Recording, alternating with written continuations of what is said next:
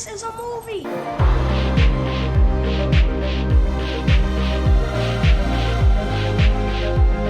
Keep repeating. It's only a movie. Only a movie. Only a movie. I love movies. Gosh, I love movies.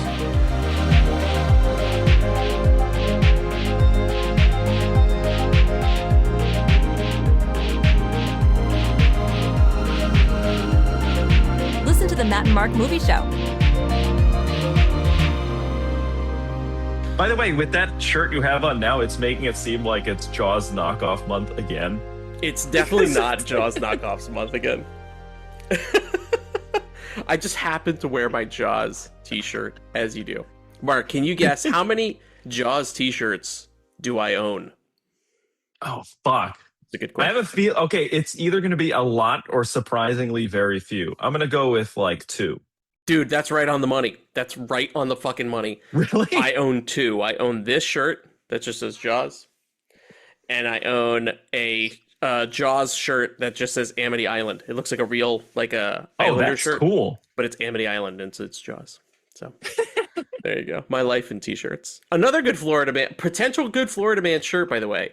If that one ever runs its course, I could cut the sleeves off the Amity Island shirt. Turn that into a 4th Florida Man. Make it look like shark bites. Yeah! Complete this lineup of 4, the Beatles of Florida Man t-shirts. Hello, everyone! And welcome to the Matt and Mark Movie Show. I'm Matt. I'm here with Mark. What up, bro? Hello, bro.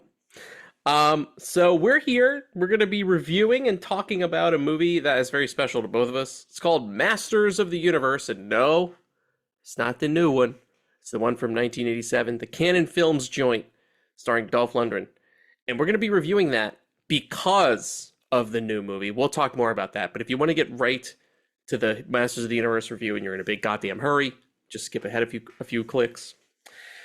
But we got to do some housekeeping first, Mark. We got to do, you know how we do it. I was watching the podcast.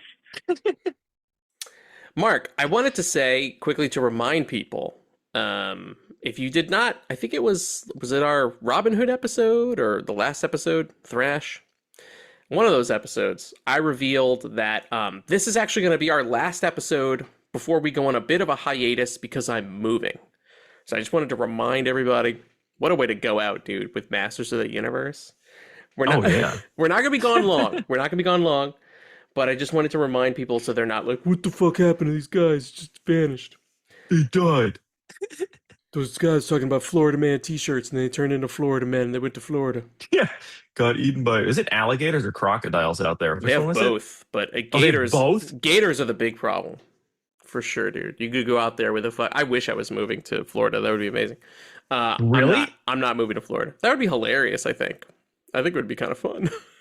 Is it just me? Is that bad? Is it just me? I think I would go. I think I would move there. Is that a mistake? You know what? I've never been there enough to realize if it was good or not. I do know that they were open during, like, you know, the dark times, so that was kind of interesting. They had yes, you could go to Publix. What's that? There's like a famous Florida supermarket called Publix where you can go and get a chicken tender submarine sandwich. Damn, that sounds delicious. That's what they're known maybe for. You should move there. Yeah, I might. But that's not where I'm moving now, but I'm moving, people. So we're not going to have an episode. I'm hoping to be back in late June. Like, if Mark's schedule's good, my schedule's good, and then basically the next time you hear from us, I'll be in my new house, my new podcast studio. Wow. Yeah. That's pretty crazy. I don't know the exact day we will be back. Just look at our Instagram for updates. That's a great segue. At the Matt and Mark Movie Show on Instagram, Threads, Blue Sky. Nobody uses Blue Sky anymore. That shit's fucking dead. Blue Sky, I forgot that was actually a thing. So did everybody else, dude. It's fucking dead over there. It's you so think funny. Threads is dead too? Threads is getting there, but it's definitely got some activity. I think all the holdouts, the people that were super loud about being on Blue Sky, I think migrated to Threads. And so Blue Sky died. But I think Threads will be around for a little while. Are you on Threads? You're on Threads, right? I signed up and then I deleted it and then I signed up again when you had to move over to Threads thanks to fucking TikTok. But every time I go out, like my Thread feed is just like people bitching about stuff. That's They're all it either is. announcing how long they've been sober for, or it's just a whole bunch of people. It's either male or female, and it's just like men suck. I'm never dating again. And then the other one is like, dating in this age sucks. So it's just a depressing shithole. So I deleted it. Wow. That's so crazy, dude. So that they truly are running because like my thread feed is nothing like that. It's all like it's dudes who like retro games. It's people bitching about Trump. It's occasionally a movie thing. Sometimes podcast shit, and that's it. All I look up is like behind the scenes shit for like 80s and 90s stuff. You know, when people post it like, this is the behind the But I'm scenes saying, for I this. think sometimes Meta will dig into your emails and scrape your computer and your information, so they know. That's why they're like, This guy's dating. Let's They're make like, it yeah. seem even worse. like, we could show this guy some shit about Under Siege 2, or we could talk to him about Tinder. That's totally what happened. Or it's somebody getting canceled. It's like, this guy sucks. You're like, who got canceled today? Hey, by the way, you know who didn't get canceled, but who we should shout out? That's a weird segue. I'm sorry. He's never canceled, as far as I'm concerned. He could commit a crime, and he wouldn't be canceled. Happy birthday to friend of the show, Jeff, from the Love of That's Cinema. right. Yes. Happy birthday, Jeff. It's that guy's birthday today, so in honor of that guy, let's do this. My name is Jeff. Happy birthday, Jeff. You know him, you love him, I think. I don't know. He hasn't been on the show in a long time. Yeah, he hasn't been in his car, so he's never called us. So Yeah, what the fuck, Jeff? did he lose his car, Jeff? Did you lose your car? Did you lose your car Was it in a poker repossessed? match? Oh shit! That's another. Speaking of like getting bombarded by an algorithm, the other thing I get is a lot of repo guys that have like their indie business with tow trucks, and they just sneak in, take someone's car, and then in the camera, because it's like a GoPro mounted on the back, you see them like roll up, get underneath the guy's tires, and then just drag their car away, and then you just see a guy running out of the house like, my car. This is your Threads feed? Oh my god. To be a fly on the wall in Mark's Threads feed. Also, our voicemail number, 707-948-6707. Call, leave us a message, we'll play it on the show. Lastly, YouTube. We're on YouTube. All of our episodes go live on YouTube. You can go watch them all there.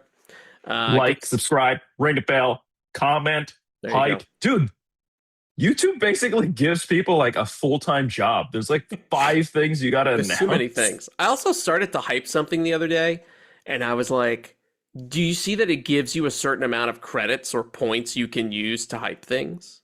So you can't just hype everything. You can't just be like a do-gooder that hypes every video. They basically like allocate you a certain amount of hype points. Do you have, by the way, here's a question for you. Do you even understand how it works?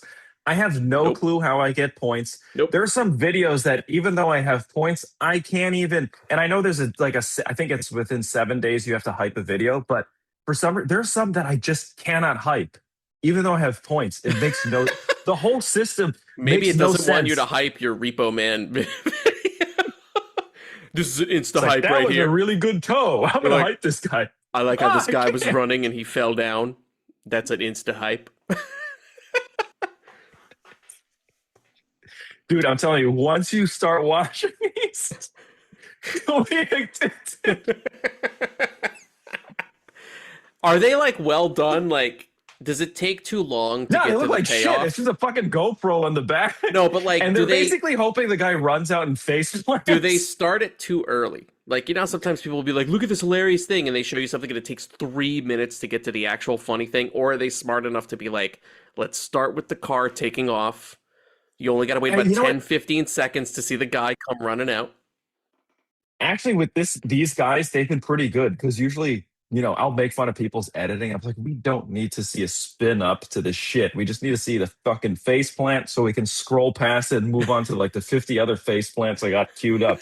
This one is like Sometimes they show like the driver's face, like they'll have the guys with money will have the in cab camera, and you just see them rolling up, and then they do the look behind, and then you see them like activating stuff, and then it cuts to the back camera, and then you just see the thing going under the wheel and like the front end of the car lifting, and then sometimes nobody appears, and then it's just like, okay, so you just got a successful repo. Who fucking cares? You want to see the guy coming out. I want to see the guy come running for sure. Yeah. Now I want to look some of these up. My car. I'll give you a You remember in Final Fight when there was like a bonus level where you could beat up some dude's car, and then the guy comes out crying and he's like, "Oh, my car!" Yeah, it's like that, but without the car the car just gets taken away. It doesn't get destroyed. It's like that, but with crippling middle-aged depression. And the sad part is these fuckers probably need the car for work. They probably need the car to live in because it's their home. My home. That's what I want somebody to come. My residence, no. As a That's those van life people, gets pulled out. No. I had a hot pocket in there. No. The guy just keeps going. My clothes was in there. My singular clothes. That's funny, dude. Clothes. Sorry, everybody. I'm a little slower today because I have allergies. It's allergy season still. It's always allergy season. Get your blood pumping if someone repos your... Yeah, dude. Maybe I just need to get repoed. Clear all these allergies right up.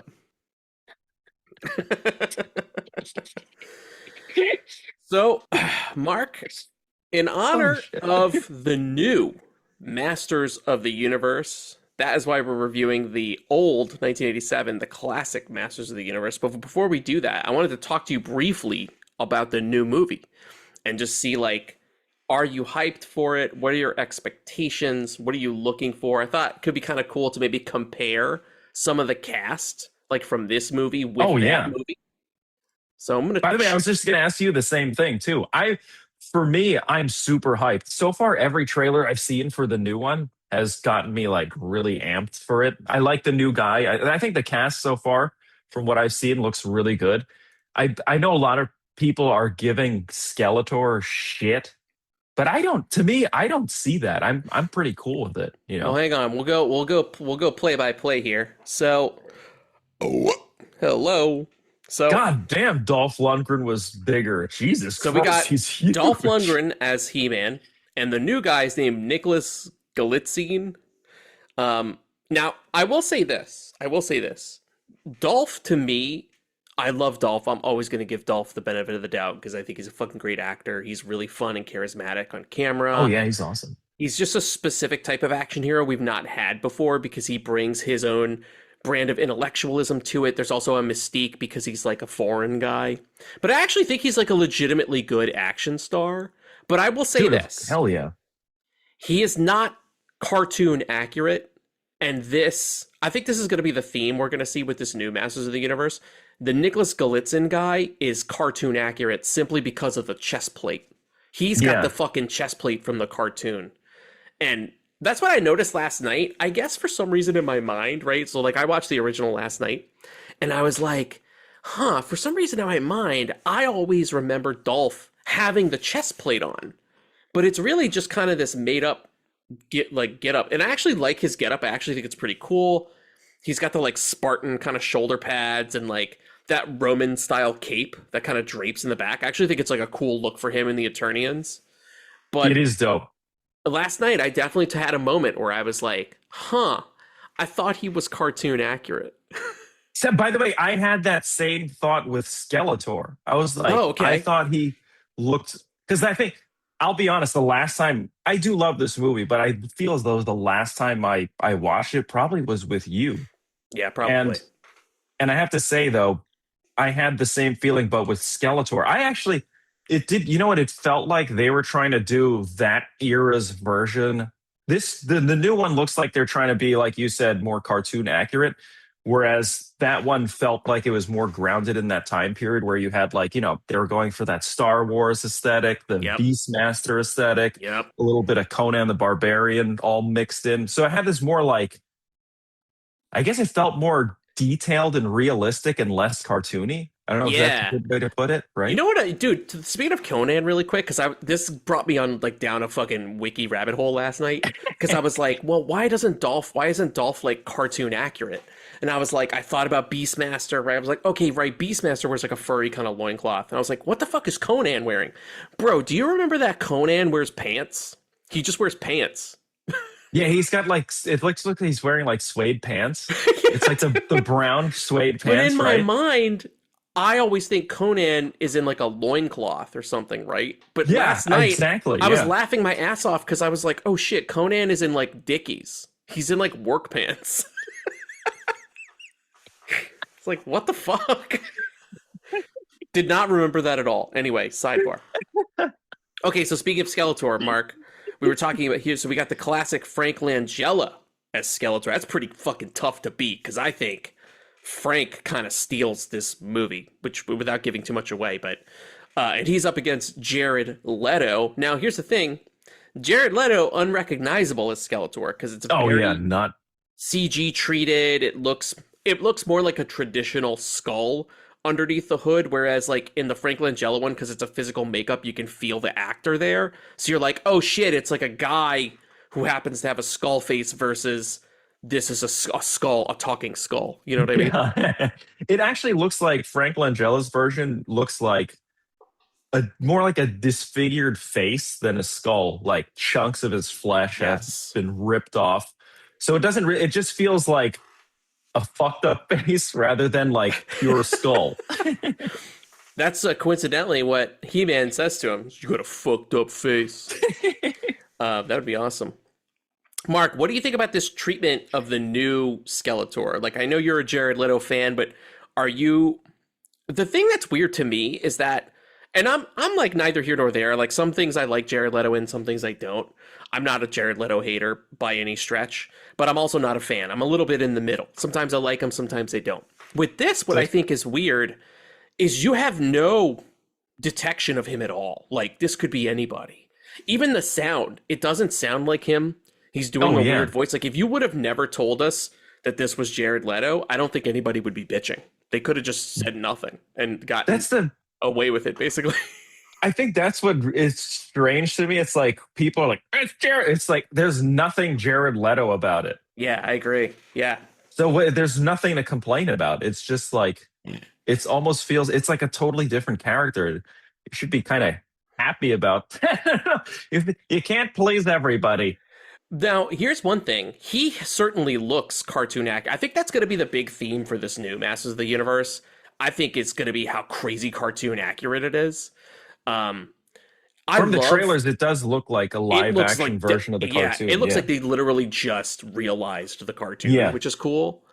But as cool as it is to see him in his true cartoony look, you know what I miss that neither Skeletor actor has done, to my knowledge? Again, I have not seen the new Masters of the Universe movie. We're just getting kind of excited for it.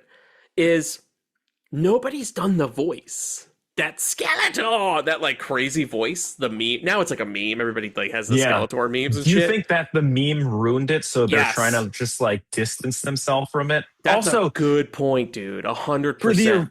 For the original one, I feel as they were trying to make Frank Langella I like his performance. It's super creepy, and it's definitely a darker version than the cartoon, I would say. So because of that, I understand why they did it, because if you took that same performance of his but used the original voice, I think people would not find him threatening in any way, shape, or form.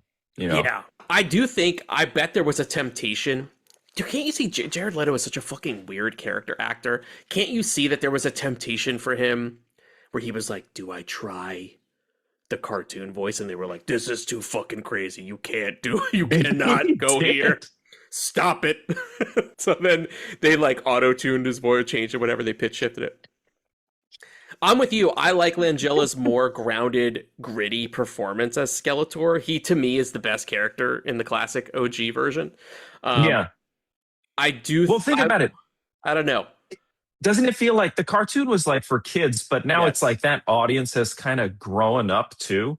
Yes. So aside from having the meme, I think it just doesn't, that voice felt more like it was done for kids because it's like the guy's got a skull face. We got to sell merch, but we don't want to be too creepy to Yeah, scare that's off true. the kids from like buying You gotta make him toys and silly. watching the cartoon, you know? Because he Yep. has, for that, even as a kid, for the way he looked, the voice did not match. It No, was just, it no. was too kind of like goofy, you know what I mean? I would have thought that's a good point, dude. I remember because when I was a kid, I always thought Skeletor would sound more like Shredder did. You know, Yeah, kind of exactly. a generic kind of "I will get you" kind of voice, right? Kind of Yeah, what Frank or like- Langella's doing. Funny enough, right? Oh yeah, and it's kind of like what was it? The guy from who's that stretchy detective guy that I fucking forgot? Inspector Gadget. Remember, like the villain used to have that kind of Doctor that throaty. Yeah, Doctor Claw.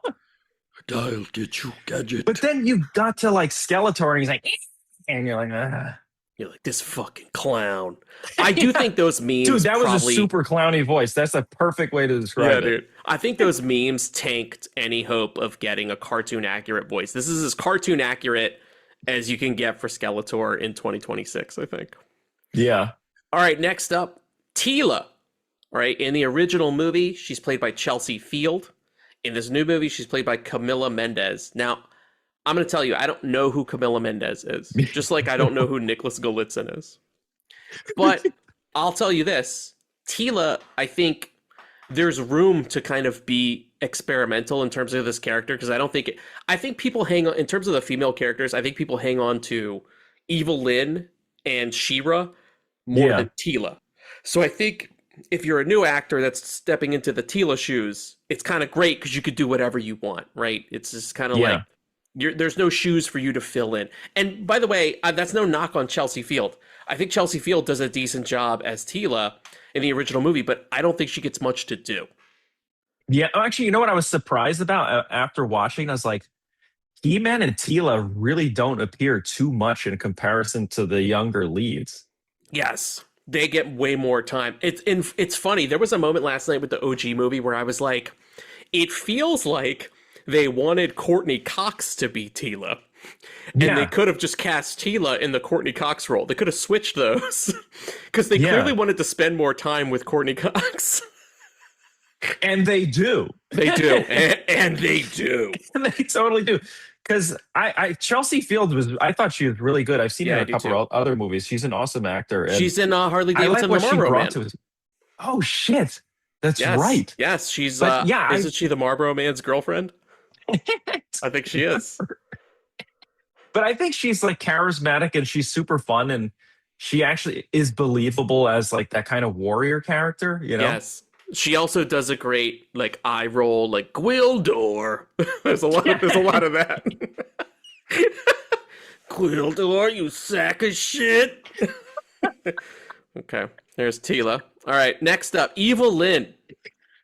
So in the OG classic original crispy recipe version, it's played by Meg Foster, who has the craziest eyes I've ever seen. Those are not contact lenses.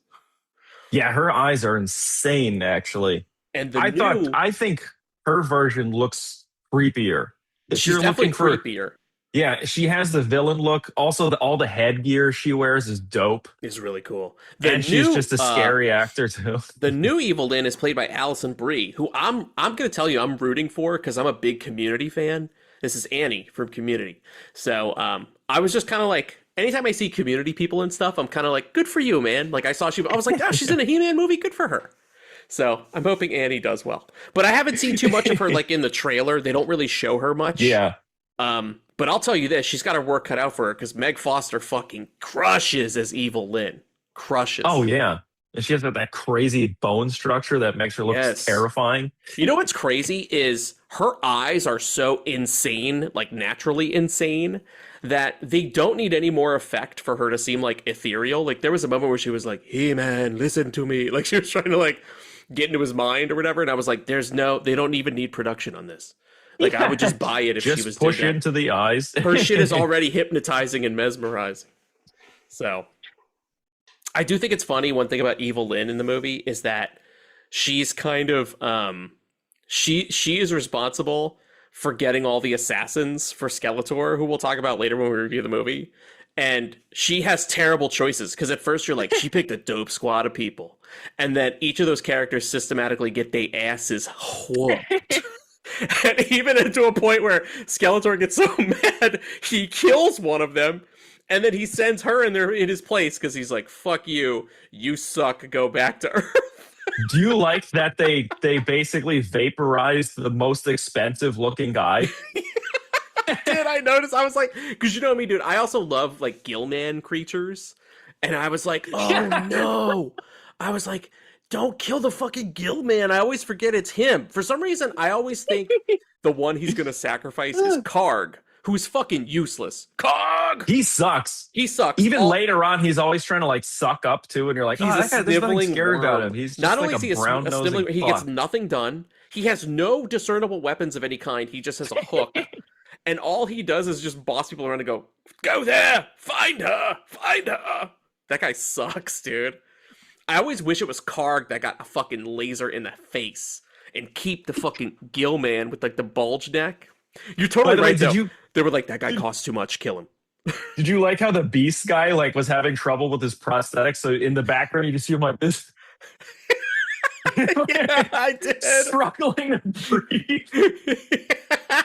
It was cutting off his airway. They're like, Beastman cannot be in this position too much longer. Beastman. Medic! Okay, next up. Mark, this is an interesting one. This is an interesting one for two reasons. Dude, I'm very excited. I think that was a good choice. Here we go. The original John Cipher is good too. Man-at-Arms. Also, how cool. All right, Man-at-Arms. In the OG original recipe version, he's played by John Cipher, which is ironic that he's playing like a robotic man. His name is John Cipher. Yeah, he has like a very like cyberpunk name. I was like, that is one of the coolest names. He has a cyberpunk name, but he feels like a local insurance man in a small town. Like, hey, I'm going to do your policy for you and make sure you're okay. He's got that kind of vibe. With that mustache and his hairstyle. But his costume is cool. He looks like a Starship Trooper that just got airdropped in the He-Man universe. It feels like dope. They got some outfits from Last Starfighter, where they were like the visors that come down and like the cool helmets. Dude, and shit. Love that shit. Yeah. I do too. He to me has the coolest costume in the movie. The OG. Oh yeah, 100, dude. Man-at-Arms for sure. Now the new Man-at-Arms, they got a big actor for this. Idris fucking Elba is playing a Man-at-Arms. Now, I'm a huge Idris Elba fan. Oh, me too. I love that guy can kick an AF. So I'm psyched, and I got to tell you, as much as John Cipher rules, and he does rule, and I'm happy I got my life insurance with him, I think Idris Elba is probably going to steal this from him. Oh, he's going to be way better. Yeah, there's no question about it, dude. Right? I like how both actors have dope names, too. Yeah, dude. They're like really cool non-traditional names. I also like that Idris Elba went for the 80s John Cipher mustache. You notice that? Yes, that is dope. Usually Idris goes for the goatee, and he's like, "No, fuck that. I'm going all 80s with the stash." He looks great with the that is a fucking cool look, though. He's one of the characters I'm excited to see. You know what's crazy to me is that like I know Man-at-Arms in the series was not a black guy, but Idris Elba with the mustache, the vibe, the helmet, he feels more cartoon accurate than John Cipher. Oh yeah, for sure. And I think that says a lot. Like he sells insurance. No, he doesn't sell insurance either. But I think that says a lot about Idris Elba and his screen presence, that it's already that convincing just with him in the getup. Like, he's sold. We're already sold, right? They better not fucking kill him. No. I'll be so mad. I think a lot of people would be mad if we finally got a black Man-at-Arms and they were like, kill him off. That would be terrible. You can't do that. Please don't do that. I'm saying Idris definitely survives. He's got to. Because they're going to make a sequel. They're going to make a sequel. You got to have Idris in there. Plus, He-Man needs a father figure. Man-at-Arms inevitably is always an older kind of mentor figure. So I think Idris is going to be safe. Ah, shit. That means they're going to kill him off in the second movie. Second movie, though? Yeah, dude. Punch that check because they're coming. All right, last but not least for this main spot here. Now, this is a person with a ridiculous name, Mark. So, Sorceress in the OG original recipe version is played by an actress named Christina Pickles, which is fucking ridiculous. I like that her agent was like, yeah, keep it. That's a great name. Fuck it. They'll remember it, right? It's memorable. People will be like, hey, did you see the Pickles lady? And the new sorceress will be played by Morena Baccarin, who is... I love her. She's awesome. She's great. I know her from Firefly and Serenity, but she was Deadpool's girlfriend. I think that's what most people know her as. And then she was in V. She's awesome in V. If you saw the remake of that series, that was really fucking good. I think I saw Since the you first like them episode. lizard men. I do like lizard people. Yeah, they are cool. She actually looks just in this. I know the picture on the left of Christina Pickles is a bit like low res, but she actually looks very similar. Of all the characters we've looked at, she looks very similar. I thought her costume in the original was fucking dope too. That crystal head shit. Of all the pictures they could have chosen for this, they chose the blurriest, dirtiest, filthiest, low resiest image of Christina Pickles. He looks more like Christina Potato than Christina Pickles. I feel bad for, like, we could find a clearer image I know, right that's now. so rude. Like, if I was like Christina Pickles sorceress, I bet By the way, first that's image. how fucking lazy look at that. whoever made that article was. They didn't even bother doing a scrape for a better version of that still. So the only thing about, there we go, that's good. The only thing By about, the way, look at how gorgeous the costumes look in these. they're Fuck. fantastic. They're fantastic. Sorceress doesn't get much to do in the original recipe movie, only because she's under Skeletor's control. She's trapped. Yeah. So she ages. They kind of pull like the end of Beetlejuice, where the Maitlands are floating and they're aging in quick time. That's what kind of happens to Sorceress here. So you don't really get much out of her. I think Sorceress is going to have way more to do in the new movie. Oh yeah, they got a bigger name actor than Christina for sure. Pickles.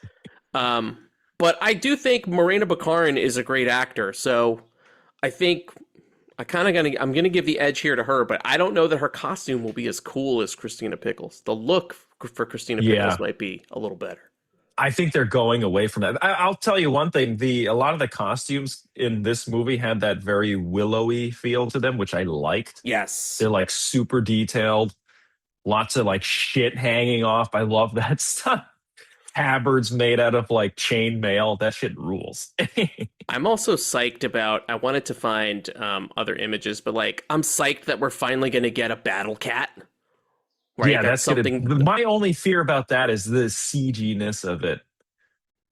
Yeah, he's going to look a little CG. Also, too, I'm sure aren't we going to get an Orko? Are we getting Orko? Oh shit, I don't know. By the way, do you feel as though the guy that played John Carter of Mars would have been a really good He-Man? He would have been oh my god, yes. He would have been, what's that guy's name? Taylor. Oh, god damn it. John Carter. It's just John Carter. It's fine. John Carter of Mars.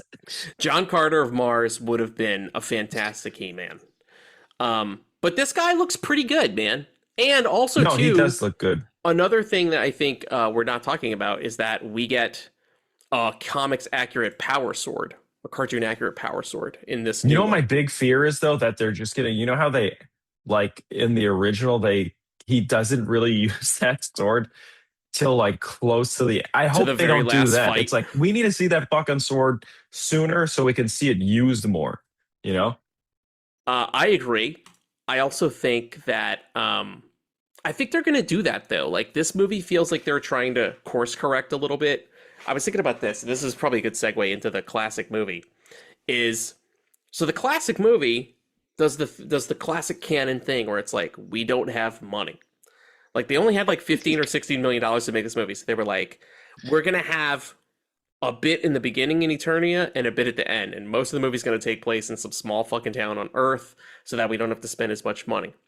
And I think the new one is going to inverse that, where it's like, he clearly starts on Earth, he doesn't know who he is, and he's going to go to Eternia, and we're going to spend most of the movie in Eternia, and then at the end, I bet he's going to return to Earth, or there'll be a bit where he can always kind of come back to Eternia. That's what I think is going to happen. You can always come back here, He-Man. And he's like, thanks. And then they cut to the credits.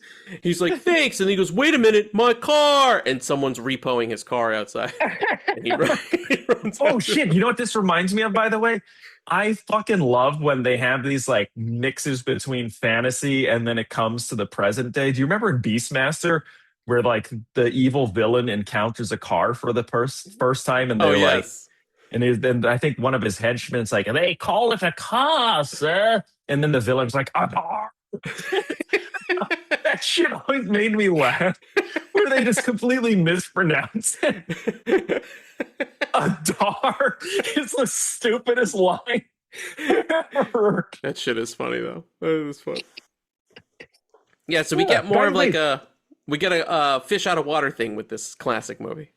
But to think with the classic movie, since you mentioned the budget, it does not feel like a cheapo movie. Yeah, No. and okay, so the first part of it, when I was rewatching it, I'm like, yeah, I was like, I wish we were more in Eternia, but at the same time, I'm like, you got to do what you got to do with your budget. So if that means having cooler costumes and props and action sequences, fucking go for it. And this movie doesn't feel like it skimps on. No. It feels like they spent all that money to make the movie look cool. I also think it's kind of a cool idea. Like, it's a cool take to be like, all right, we're going to bring the heroes into our world. Like, that doesn't bum me out as much, especially because, like you said, they spent so much money on that fucking Skeletor throne room. You know, they're like, listen, we spent a lot of money. They're like, you got to have the open and the big finish here. So they spent money, and the costumes look great. The creature design looks great. Weapons and props look great. You have these, I believe they're called Centurion guards or Praetorian guards. One of those like fake stormtrooper guys that He-Man like wastes. There's a bunch of those. Like they spared no expense. But there's some effects in here that look fantastic. Bomb. I only think you can notice the lack of money once in the classic movie, and I'm gonna see if you agree. It's in the final fight between Skeletor and He-Man. The fucking power goes out, and the two of them are just fighting with like one light behind them, and I think that's to disguise the fact that they're not on his throne room set anymore. I'm dead serious. That's such a canon thing. No, it does look like they've teleported somewhere else for this fight. Yes. And it's like in Dubatine room, and they're just like... That's the only time I feel the lack of money. Like, they spent all the money, and then they were like, shit, we still have to do this big final fight. They're like, fuck it. The lights go out. And it does feel super Star Wars-y at that point. Like, even the sound effects and the angle, it was definitely like Palpatine versus Vader, you know? Yeah, 100%. Yeah, dude. Yeah. That's the only time. I still think that final fight is cool. Like, I'm into it. They spent all the money on his transition to the gold suit. Yes. Super Skeletor. Barely used. It looks great, though, doesn't it? Dude, that is one of the coolest fucking costumes I've ever seen. It looks dope. We just watched, for this show, TMNT 2, and as much as I love Super Shredder, Super Skeletor is way better. Like, yeah, because he actually gets to do shit in the suit, right? He doesn't get to do a lot for like 2 minutes. Yeah, dude, but he still at least gets to fight He-Man at the end in the fucking gold suit. He looks like fucking Goldar from Power Rangers. Question: even though that scene felt low budget, did you still enjoy it? 100%. Only because at that point, to me, look, as a lover of canon films and an appreciator of film history, and knowing what I know about them and that they're like the cheapo studio and they definitely ran out of money because nobody planned that shit correctly, I look at that lovingly. But as a kid, I'm going to tell you, it didn't matter. It was just the thrill of seeing He-Man and Skeletor fighting on screen. It doesn't matter if they were in a black room, the real world, an ornate throne room. To me, it still works. It's two fucking hero and villain up against each other fighting. It still works. Does the perfectionist in me wish we had that fight in the throne room? Yes. But it's canon. Why? Does it ruin it for you, that final fight? No, I thought it's cool. Like, my favorite trope is when like the evil villain's weapon is shattered and it releases energy. Yeah. So, I mean, you can, of course. Okay, let me say this about canon films. They're considered low budget, but a lot of the films I've seen that have the Canon Films logo, they look fucking great. And you sometimes forget that they're low budget movies. And I think I did the same for Masters of the Universe. You know how awesome Runaway Train is and how dope that looks? And it's like, look, I mean, for a low budget film to have the cast that it does, to have the sets that it does, the costumes and everything, I think they did a fucking fantastic job. To me, yes, it has low budget moments, but overall, it does not feel like it was like. I'll put it this way: if you put this in widescreen and darken the colors a bit, you probably would have thought that this was like a pretty big budget movie. I Yeah, feel. 100%. Yeah, I would agree with that. I also think too that, like you're saying, in spite of the low budgetness, they're able to sell the big epic scope, like with shit like, and it's very simple, but like the little miniatures that they use, like when He-Man is on the little fucking hover pad, hovercraft, or Dude, that whatever, looked great. and he's flying, trying to fucking catch that guard, and like he chops the one guy, like that shit looks awesome. And even if you look at the little Centurion guards, like whatever those little miniatures are, when they're zipping around, they look awesome. They look perfectly seamlessly integrated into the shot. There's even, with that big skiff that he has, one of the effect shots that like got me was, and this is a one-er shot, so it's like this crane shot that goes from an establishing shot of the street with that skiff, and it rises up and goes behind a fucking tree, and then the camera cranes down and they come in their car. And I was like, that for a fucking low budget movie, like even some of the teleportation sequences, like the opticals for that, they looked really fucking good. And you're totally right. That I thought, because I remember at the time you and I talking about the hover fight scene, and we were like, this looks fucking great. It looks awesome. So many years later, I was worried that scene would just not age well, or because, as we get older, more about film, how things made. So you start to like pick things out more. I was smiling all the way through that scene because it looked fucking fantastic. It looked great. Like it's a lot of the shots were almost on a Star Wars level effect. And even if you look at the credits, they shot some of the opticals with 65 millimeter. Oh, so really? They put in like work for this. They weren't just like, well, I'll shoot it like and it looks like shit. Some of that stuff looks, dude, I don't know. I was blown away by some of the You can tell, though, effects. you're absolutely right. You can tell how seamlessly, you know what I love? And it's like such a simple effect, is the optical they use for the cosmic key when the light starts zipping around. That shit looks awesome. I don't know what it is, if it's great. Like, if they shot like the inside of like a kaleidoscope or something, or a light going around, but like the effect is very simple, but it works. Like it doesn't look composited. It looks like, you're right, it totally looks like it's part of that. And even when what's that guy's name? The guy, I always confuse him for Donald Pleasance. You're talking about James Tolkien. There's a scene where he's manipulating it, and you're right, you see those crystals and he's kind of interacting with it. You're right, it looks fantastic. It looks like it's there in the space with it. Doesn't look like an optical. Yes. It looks like it's taking up some real space in the room with them, which is cool. Yeah, which that is dope. Sometimes you'll see some of these older movies and they do that, and the actor's eye line is slightly off because it's composited. Yep. Yes. This one actually felt like everything was happening in that room with the key. And by the way, the prop for the key looks dope. Looks fantastic. And I also they love do a lot that, of nice close-ups of it.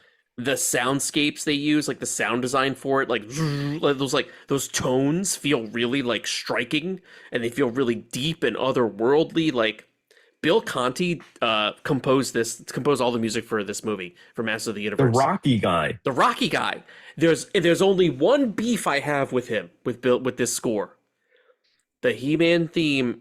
It's the Superman theme. It is 100% the Superman theme. And what makes it even more of a Superman ripoff, the opening credits are blatantly like inspired by Superman. It's like the titles like flying out at you with like the lights behind it and shit, with the fucking fake wannabe John Williams score. That's my only thing I don't like, is I feel like Bill Conti, and I'm sure Golan Globus were like, steal the fucking the Superman theme and do that. Can I stick up for Bill Conti? Because I also, by the way, he did another soundtrack for a did you call him Bill Conti? Conti. Conti, it's me, Golan Globus. Let me stick up for Bill Conti. I want to say a few words about Bill Conti myself. By the way, there's something. Yes, I hear the Superman-ness of the soundtrack, but I'm telling you, it's something just the about theme. It's just the theme. But even so, there's something about that era. Doesn't it get you excited for the movie, though? Oh, yeah, 100%. Even if it's like a bit knockoffy, it's a beautiful song, and it really amps you up. And the soundtrack throughout this movie there's something like even the end credits. There's something about this era of movies where like the soundtrack really got you pumped. I don't know. Yes. I love these old school soundtracks. There's like, they're heavy on like the brass. It feels Yes. like a huge event is happening. I would even say that the soundtrack for this really elevates the movie because, and there's some great needle drops too. We talk about needle drops in some other movies. Yes. This one has some fucking awesome needle drops, and they do some funny stuff where they integrate the needle drops into the real world. And there's another one where like I think he's trying to remember the tone for the key. Yes. And you think it's the soundtrack, but it just turns out that it's a speaker playing a song, and Tila just shoots the speaker. I fucking love that. That was stuff. great. That was great. That was also a great. That was a great reveal. I will say, I do want to quickly about Bill Conti. I just want to say, as much as I agree with you, but I do think his theme fucking straight up rips off the Superman theme, but it still gets me pumped. But if anything, I think Bill Conti rules in this movie because all the shit with the cosmic key, like the music is a character in the film, and without that thing is the cosmic key works with tones and music, and it has to sound otherworldly, like it's from a different universe. And he pulled that off, dude, because to me, all the attention now is on sound. It's you got to sell that cosmic key, and Bill Conti did that.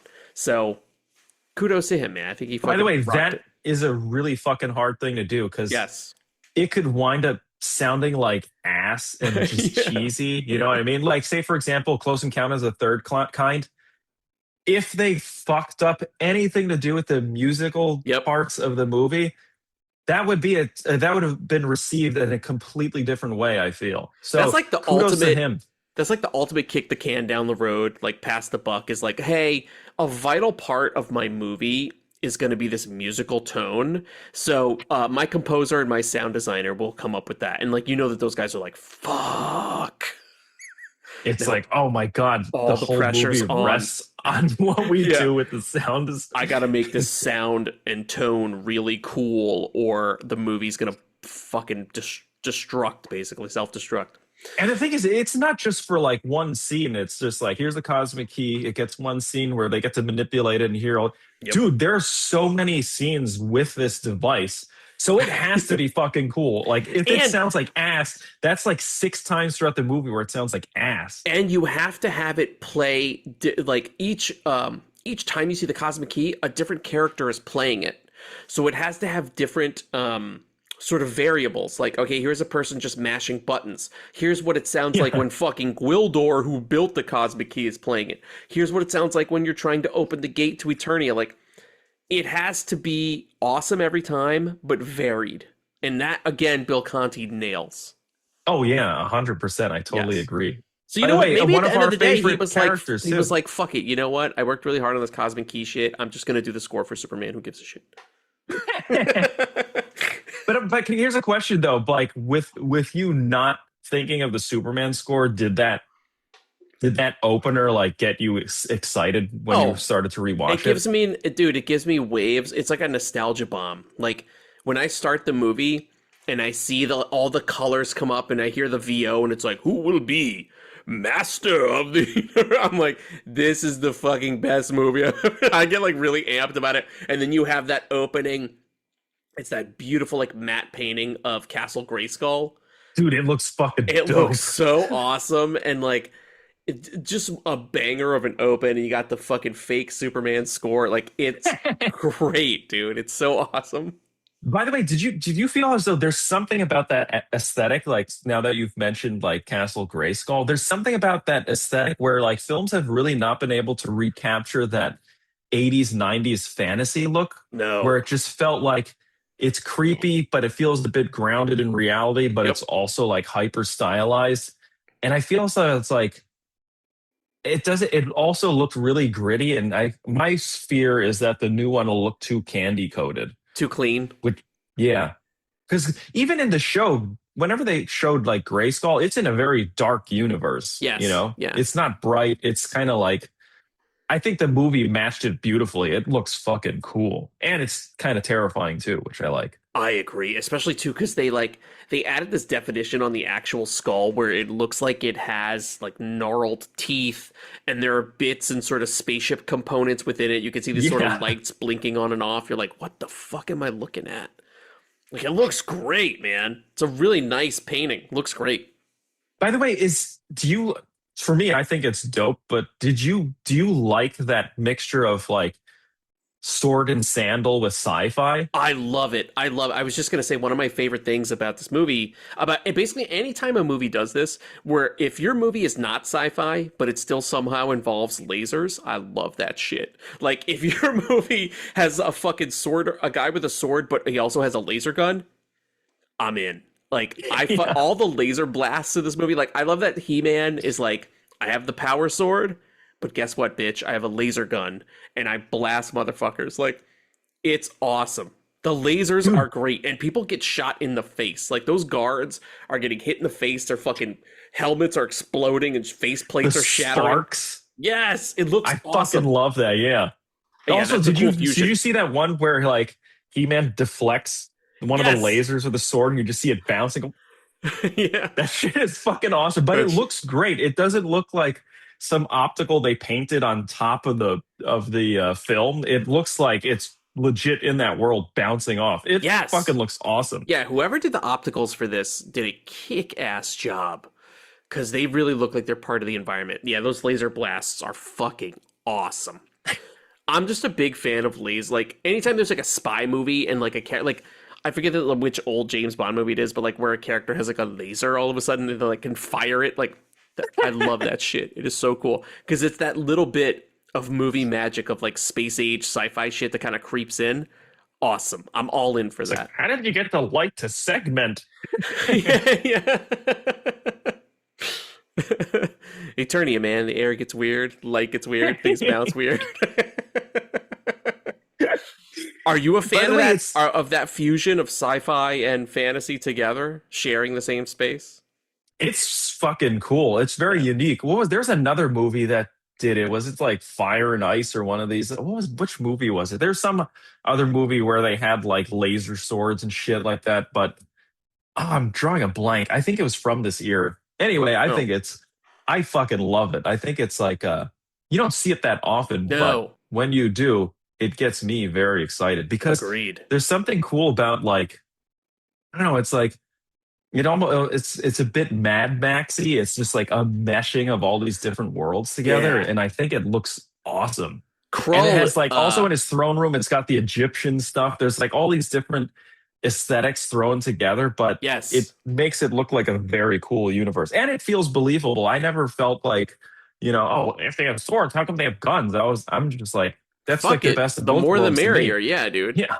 Also, another movie that makes me think of this is Krull. Krull is a great sci-fi, mixture of sci-fi and fantasy, where you have like cool space age weapons, but you're in like a medieval time before time was being chronicled, Yeah, I think that is cool. Yeah, you can even come up with your own stories behind it too.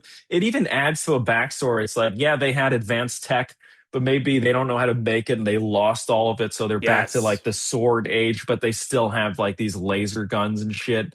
And even like Castle Grayskull, like you're saying, has like these blinking lights. It almost looks like they fused some Blade Runner building with a skull. So to me, that's fucking great. I think it's fucking awesome.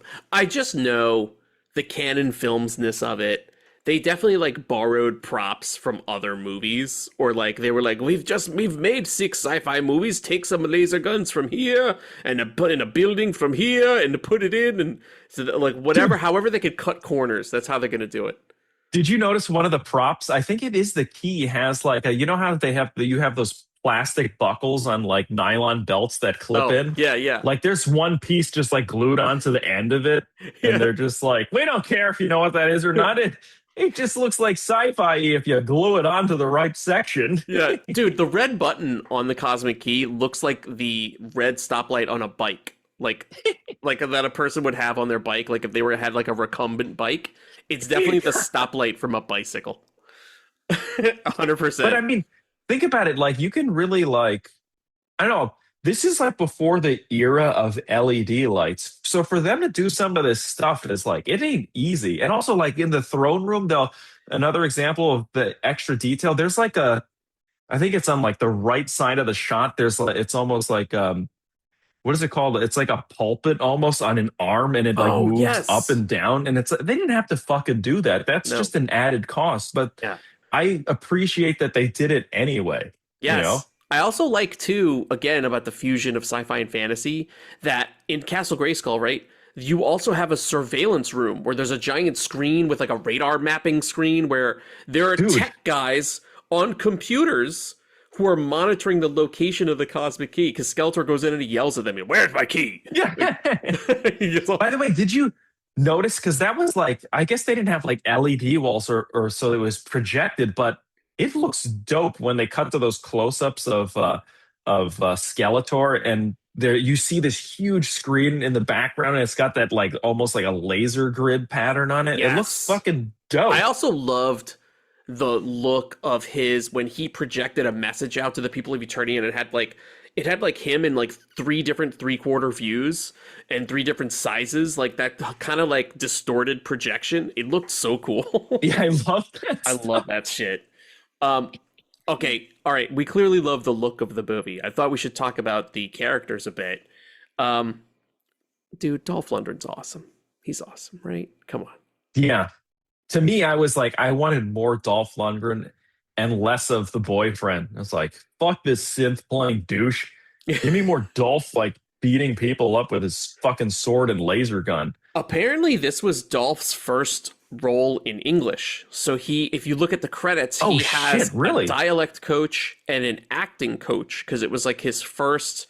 Like, he had Rocky IV, but like he wasn't like the lead in a movie that required him to speak English. So like, being a star of a movie in a language that's not yours, I know that he's like a genius Fulbright scholar, chemist. He's a Renaissance man, but that's pretty fucking impressive, because you would never know that it's His a second language for accent only him. slips a little bit, but Yeah. you know why it didn't bother me? I'm like, well, at the end of the day, they're really not from our planet. Yes. So it's okay for it to slip. And actually, to me, yes, I understood that it's his accent slipping, but at the same time, I'm like, well, he is like an otherworldly character, so it kind of like it blends well. It doesn't feel like it's, it doesn't feel like he's just, because I'll put it this way, some of the other characters that speak with a proper accent don't feel like it feels like they're already on Earth for a while. Yes. Yeah. So you kind of find them less, but like Tila and Man at Arms. like she has just like an American accent, and you're like, yeah, well, that kind of is like doesn't make sense, Right. Especially But too, for because He-Man, it does. you've got Evil Lynn in the like proper English accent. Yeah. Yeah, you're right. Yeah, I think Dolph is awesome. He physically sells the role. I think that's all he needs to do. For but sure. He happens to also be like a very likable, charismatic presence in the movie. I know this because, we've watched a lot of the Dolph solo movies like Punisher and Showdown in Little Tokyo, where you know that he's like charismatic and funny. I do wish they had more opportunities in this one for He-Man to show a little humor, because he's pretty humorless. They really lean on Gwildor. This might be a good opportunity to talk about Gwildor. Do you like Gwildor? I just totally want to bring one of our favorite actors and your favorite line to quote from too. Wasn't this the golden age for little people actors though? This time period, they're getting like tons of roles. Now fucking Peter Dinklage stole all that shit. Peter Dinklage, I think it's a conspiracy by Peter Dinklage so that he gets all the parts, and he basically he puts all the other little people actors out of work, because people then are afraid to hire them, because then he could just come out and complain and be like, this is super inconsiderate and so backwards, so that he can get the part. That's really what he wants. That bastard. Yeah, actually, there was a bunch of little people actors that were very well known during this age. It wasn't just one dude. No. It was like a whole bunch of different people. Yeah, Billy Barty was a big name, dude. He was. He's awesome in this, by the way. By the way, you were mentioning like the having humor. He adds humor perfectly without it being like annoying or cheesy. He's just like a really charismatic character to follow around. Yeah. Some of the makeup looks like a bit stiff on his face, but his personality and his voice still comes through, and he's fucking awesome. That's a great way to put it. Like if you look at his lips too hard, you can see that he can't make the words. Like the lips on the mask or on the prosthetic are not moving. But that's okay. I agree with you. The voice is there. The charisma is there. One thing I love is that they do different types of comedy with Gwildor, where sometimes it's a lot of people being like annoyed by him, like Tila, Gwildor, right? But they do funny physical bits with him too. Like my favorite bit with Gwildor in this is when he lands in the swamp marsh and they pull him out and he has to like blow the water out of his ears. I actually think it's like a really impressive effect, but it's also very funny. Also, too, because they gave him shit like 2 seconds before, and then even though he gets them all wet, nobody gives him shit anymore. It doesn't make any sense. That's fine. It's funny. I don't mind Gwildor. He's clearly a stand-in for Orko, because I think back in the 80s, Canon Films was like, how the fuck are we supposed to do Orko? We have no idea how to make that character work. By the way, I'm glad that they cut certain big effects characters that would have just looked like ass. Oh, yeah. I'm totally cool with that. I agree. It just sucks. I do think there maybe could have been a way. I think some enterprising director could have figured out a way to like get Orko on screen, but it's fine. I like Gwildor, and I'm actually hoping, because I think the new one is going to be a big love letter to the series, to the cartoon, and I have to think there might be some fun 1987 movie Easter eggs. Like I'm willing to bet if you look in the background, I bet there'll be a little Gwildor running around or something. I bet there is, dude. I feel as though you have to give this one a shout out, because I feel as though a lot of people know about it or have seen it. That are going to see the new one. This was our He-Man. This was like the only He-Man movie in existence. Which is, I'm very happy that it actually did happen, because if you were to think about that, it's like Canon Films going to take on something that is like, when you watch the cartoon, it's like, that's a lot to take on to make as a live action movie. Yes. And to me, I think they pulled it off. It's super fun. It's really entertaining. We were talking about characters. So I enjoy all the characters. All the villains are cool. That dude with the 2 swords. With Blade. the fucking one Oakley glasses thing on his face. Yeah, Blade. I also like that his chin strap also has blades on it. Like it makes like a fake. It's like the 2 chin. knives coming. Yeah, dude, Blade. I love that scene. It's right out of Star Wars, where they're like, "Hey, here are the assassins that are going to be chasing you." Boba Fett, IG-88. Like, you're totally right. It's the same scene, but it's fine because they rule. And as we were saying, they chose. I think they chose half good characters. I think Karg is a waste of a character, but like Beastman rules and he's from the cartoon. I don't think Blade is from the cartoon, but he looks cool, so it's fine. By the way, anytime you have someone swinging two swords like this before they start a fight, I'm sold. Yep. Also, too, don't you get the Batman thing? It's kind of similar, like, if a guy does a bunch of karate kicks and Batman doesn't do anything, then you know Batman's going to dispatch him like with one easy hit. The minute I see anybody wielding 2 swords, I'm like, that guy's going to die really easily. It's like the Indiana Jones effect. Yeah, totally. There's also the guy I love who's like the fake Creature from the Black Lagoon with like a space helmet on. Yeah, that guy is awesome, but they took him out. But there could have been that helmet looked dope, by the way. Oh, yes. Sorry, what were you saying? I was going to say, there could have been other more cartoon accurate choices. Like, instead of Karg, and as much as I love Gilman, like, they could have done, remember Trapjaw from the cartoon? Trapjaw could have been in there. Roboto could have been in there. There could have been other fun, like, He-Man characters, like, that I think are pretty easy, or easily realizable in physical effects. But for some reason, they chose Karg and 3 other. I think, to my knowledge, Beastman is the only one that's like a real character that's from the universe. It just sucks that they nerfed Beastman and they made him kind of a giant pussy. I wish they casted someone bigger for him. Yeah, like dude. He should have been like towering. Agreed. Over Dolph Lundgren. Beastman shouldn't have instead they went the wrong way. They just made Beastman kind of fat. They should have made Beastman like jacked and tall. They went the wrong direction. There was like WWE wrestlers around during this time. You could fucking get one of these guys. They need easily jobs. gotten one of those. You could have gotten some C or D list wrestler and made him Beastman, and it would have worked. Yeah, dude. Or just put some fucking platform shoes on the dude. Blade does look cool though, although Blade gets his ass whooped.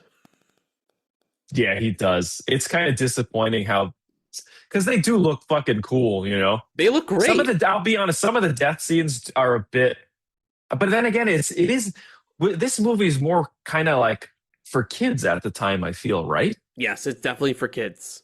Yeah, so you can't have movie. like decapitations and like fucking gut he rips. can't impale Blade and put his head on the end of a power sword. He's gotta he's gotta die gently off screen. Blade is dead.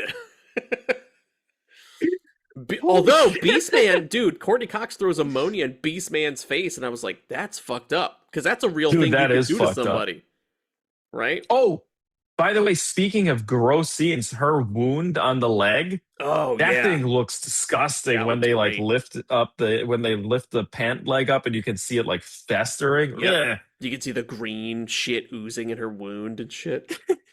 Yeah, that's pretty cool, dude. Although, all right, I gotta talk about that. So there's a bit where Courtney Cox's character, Julie, her parents are dead. They died in a plane crash. And there's a bit where her mom appears to her in the alleyway. She's like, "Come here." She doesn't think it's weird at all. And she goes out and the mom asks her to bring her the cosmic key. She's like, "Mom, I thought you were dead." She's like, "Nope. I'm just laying low. We were researching. We gotta just give me the cosmic key." And of course, we all know that it's Evil Lynn pretending to be the mom. But that scene is so fucking ridiculous. It's the one scene I don't like in the movie because it really, because we're shown that Julie before that is like a super smart, she's smarter protagonist. She's pretty capable on her own. Yeah, she's scared, but like, she's not an idiot, right? And I don't like that scene. I don't like the scene where she's tricked by the obvious fake illusion. That's where, to me, if you didn't realize it was a kid's movie, that's the scene. Because it's like, this would only work for an all-kid audience where, like, any sight of my lost parent, I'm going to throw all logic out of the window.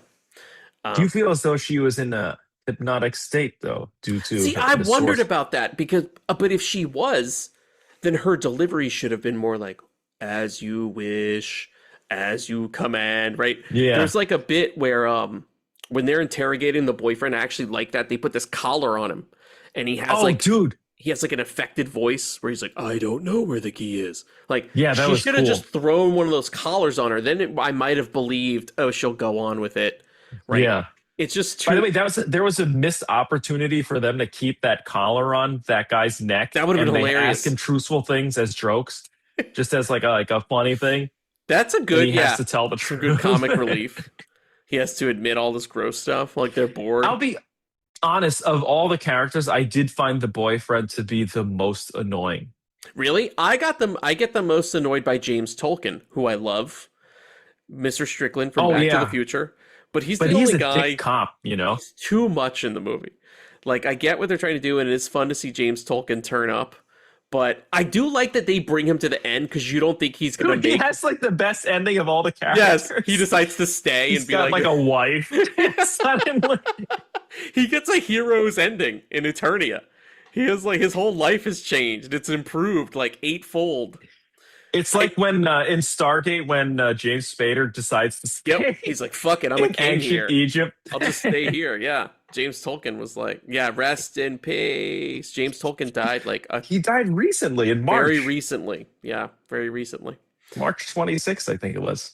How do you know that exact fucking date? I don't know. You're like, IMDb, motherfucker.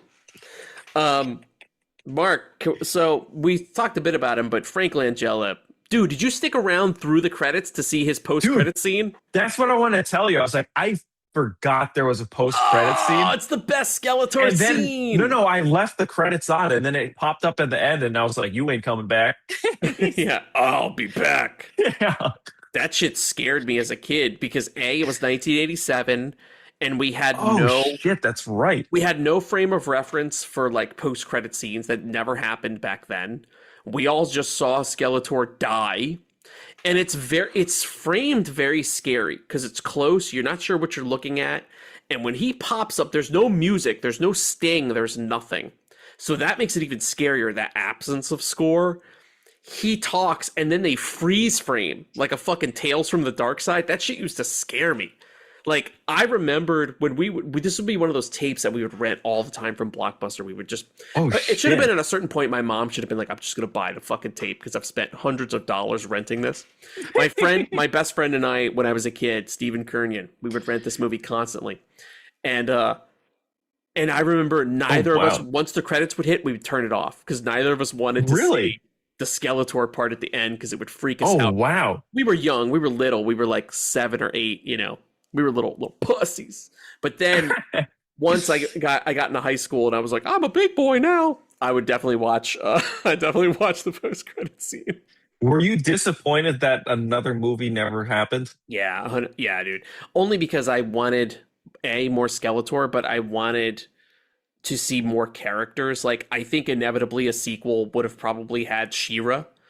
I think they would have had more villains show up, like a Trapjaw, like people like that. And it would have been fun to see like Gwildor and shit. And as a kid, you know, everybody loves Dolph Lundgren because he's Drago. That's where you know him from. Oh, yeah. So, yeah. This is something cool. He just looked cool. As a kid, I was just like, I should look like Dolph Lundgren. Yeah, he has that 80s mullet, the like power mullet. He looks really cool. I'm so glad they didn't give him like the page boy hairstyle that Adam, oh my God, that would have been He-Man has in the cartoon. Yeah. You imagine how different of a movie would have been if he had that fucking bowl haircut? See, those are the two things I feel as though even if people want it to be accurate, you can't do the Skeletor voice and you can't do that bowl haircut. Yeah. They're just too ridiculous. That's a step too far. Yeah. Like, it's like, okay, yes, that should just stay in the cartoon Courtney universe. Cox believing her dead mom for a second. More than I would that fucking page boy haircut. Yeah, exactly. Plus, it just looks like shit. Yeah, dude. It does not look good. It does not look good. His powered mullet is so much cooler. He sells it. It looks great.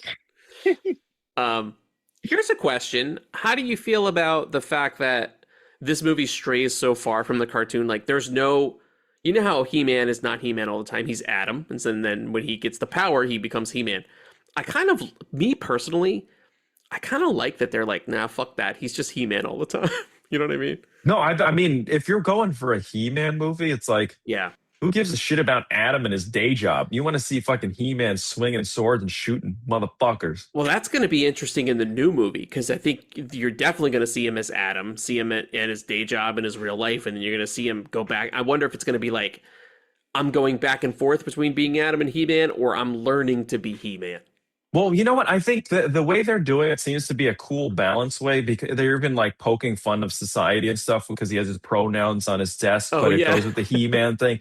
I think when he's in his human form, they're going to make it super fun and hilarious. Like even when he's trying to take the sword from the comic book store, I feel as though they're doing things to make that aspect of it fun. And then all the action stuff happens when he's He-Man because, dude, that guy looks fucking like a living action figure. Yeah. So I have high hopes for both sides of the story, and I think just because you've seen what they've done with other revivals of movies and what works and what doesn't and what audiences want, it feels like they're making this movie for the audience. When I certainly hope they are.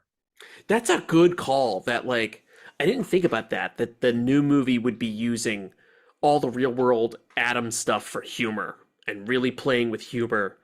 And leaving the action, scope, and epicness for Eternia when he's He-Man. That's actually really smart. Be fucking great. Yeah. I'm pretty psyched about it. I mean, let me tell you this. Did rewatching the classic movie, did it make you more excited for the new one, less excited? I think it made me more excited because I'm like, okay, because especially since, you know what's funny? Until you had mentioned before we recorded that this was like a canon film, when I first fired this up, I was like, oh, I didn't realize that this was a canon film. I honestly thought it had a big studio behind it for the time. And so to see this movie as a canon film and then to now see like, oh, cool, we're going to get to see, we have this nice, cool, low budget kind of cult classic B movie. And now we're going to get one that's like, you know, it's big budget. It looks like they put a lot of time and effort. It's got, I mean, I don't know some of the leads, but it looks like they have a great cast. Yep. And I think I'm going to enjoy seeing it as like they will contrast each other nicely. One, I'll have my physical effects He-Man movie, and then the other one, I'm going to get the big budget modern day version of it. So yeah, it's really psyched me up because I'm like, okay, let's see what these people do with this property, and I think it's going to be fucking super fun. I'm Hopefully, right there with fingers you. crossed. I think that was incredibly well said. I agree with everything you said. I think there's space for both movies. I think to me, if anything, I would add is one is the nostalgia movie, one is the movie I grew up with, and this other one is the cool, glossy, we spent hundreds of millions of dollars to make this cartoon a real thing. So it'll be kind of fun to see that. The only hang up I have about the new movie, and it's not so much a diss on this guy, but like I just haven't seen anything from him that's blown me away, is the director is Travis Knight, who made... What has he done? So he comes from Leica. He's like he's one of these stop motion guys. Oh, he's the Nike guy's son, right? Yes, he's the Nike guy's son who he started in stop motion and then he went over to live action. So like he did Kubo and the Two Strings, which is a great movie. And he made that Solo Bumblebee movie, that Transformers movie, which was okay. I really enjoyed it. I didn't love that the way that... I think I need to rewatch it. I didn't love that the way that like people wanted... where people were loving it. Maybe I just having a bad day and I had a headache or something. I don't know. Because it's super fun. So I actually think he's a good director.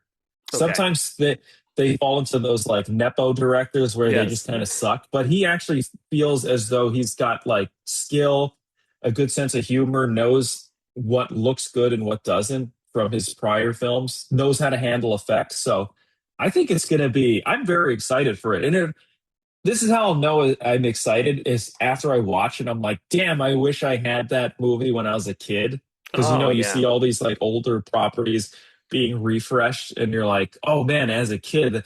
But one thing that I like about that though, is it's like when I watch this, now I'm going to have that same feeling as a kid. It's like, it finally came true. We're getting this like, the all out version of this property that we grew up with. Right. You're getting the glossy new toy for Christmas, right? Not the thing that you've been waiting, but like you get the new and improved, fresh version.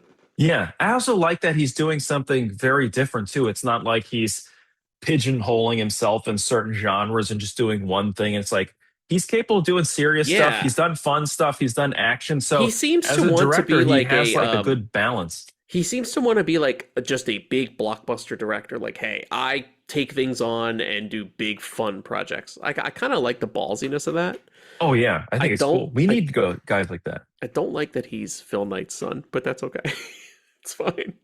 But that's why I was saying he doesn't feel like he falls into that like he wasn't given who I am. It feels like he actually legitimately wants to make good shit.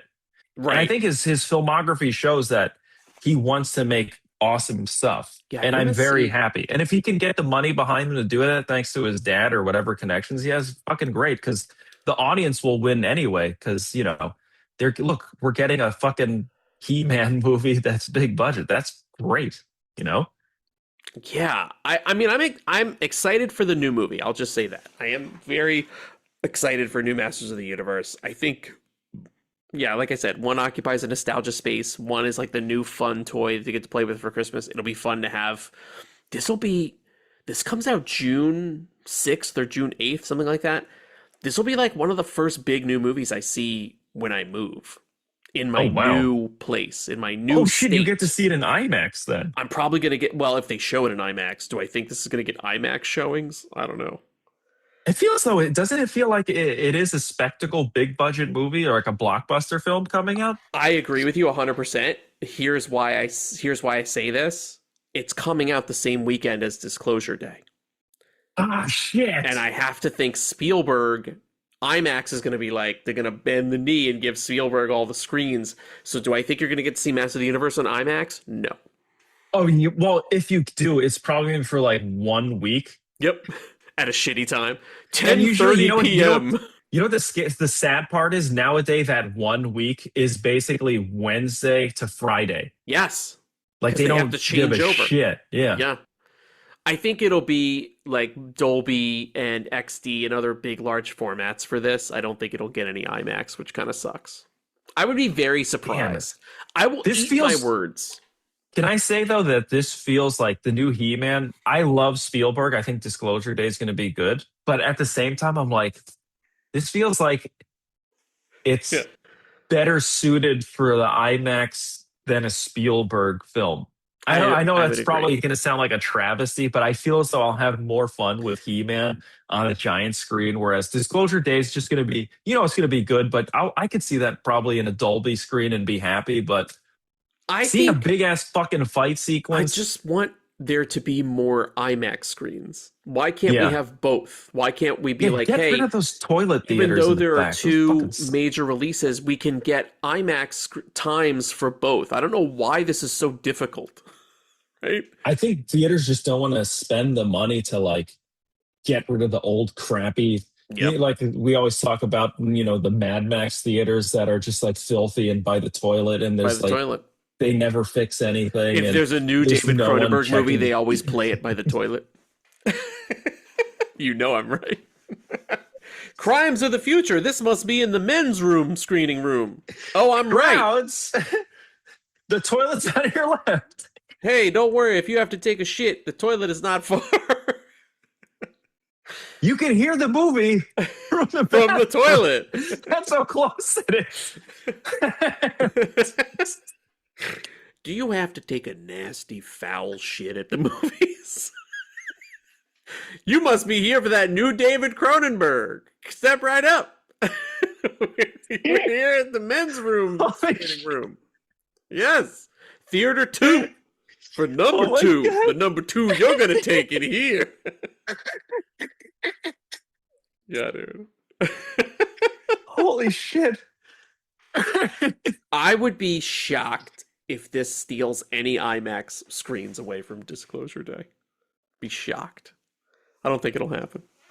Here's a question for you, though. I know it's slightly off topic, but since you bring it up, are you excited for Disclosure Day, or do those 100%. CG animals kind of throw you off? I don't care about the CG animals. That's like a new school Spielberg thing that I've just come to accept. I'm like, yeah, of course he's going to go for that. That's fine. But I am such a massive Close Encounters of the Third Kind guy that I can't wait for Disclosure Day. I am amped for it. Why are you I could see you being thrown by the CG animals. You don't like it. Well, because the last like whenever Spielberg has CG animals, the movie kind of is mediocre. And it's just, to me, it's like you're disclosing aliens and then you have all these, it just makes it too Disney and cutesy. It's like this is supposed to reveal that there's aliens. The fucking Colin Firth's character, is it Colin Firth or whatever the fuck his Yes. name is? He looks creepy and scary and he's in some weird facility, and then you just have like these CG animals walking towards some like Thomas Kincaid Christmas cabin, and I don't know. See, It but threw I me don't off a know if bit. that's supposed to be real. Like, I'm wondering if that's part of some kind of a vision, or hey, kind of like in the movie Contact, where the aliens need to talk to Jodie Foster, but they're like, we're going to appear as your dad. Like, I'm wondering if it's like that, where they have to kind of show you this nice thing. So I'm Yeah, but wondering then if that'll here's the thing is- excuse the CG-ness. With that, it's like you don't have to CG the dad, but you really want some fucking deer telling the leads like this way, and it's a No. fucking deer. See, but And then again, they give them isn't Lyme there disease. a moment too where like, Sorry. even though the deer is walking into that cabin, isn't there a moment, I swear there's a moment in that trailer where the snow is falling the wrong way, like it's going in reverse. And I think that's your little visual cue to be like, what you're seeing is not supposed to be real. I know I'm extrapolating and I'm making a giant excuse, but I don't think that's real. I don't think it's supposed to be like, that's supposed to be a real deer. Let me ask you another question. Has there ever been an instance in a movie that has CG animals and they look very true and natural and good? I could think of 2, but they're both kind of cop-outs. The Anaconda from the original Anaconda has moments that CG looks pretty good. When they're up on the ladder and the Anaconda has to wind around the ladder, that looks pretty good. And I thought the Gator and Crawl had moments where it looked pretty good. Okay, so let me rephrase that. Yep. Is there any CG animals that have fur that look good?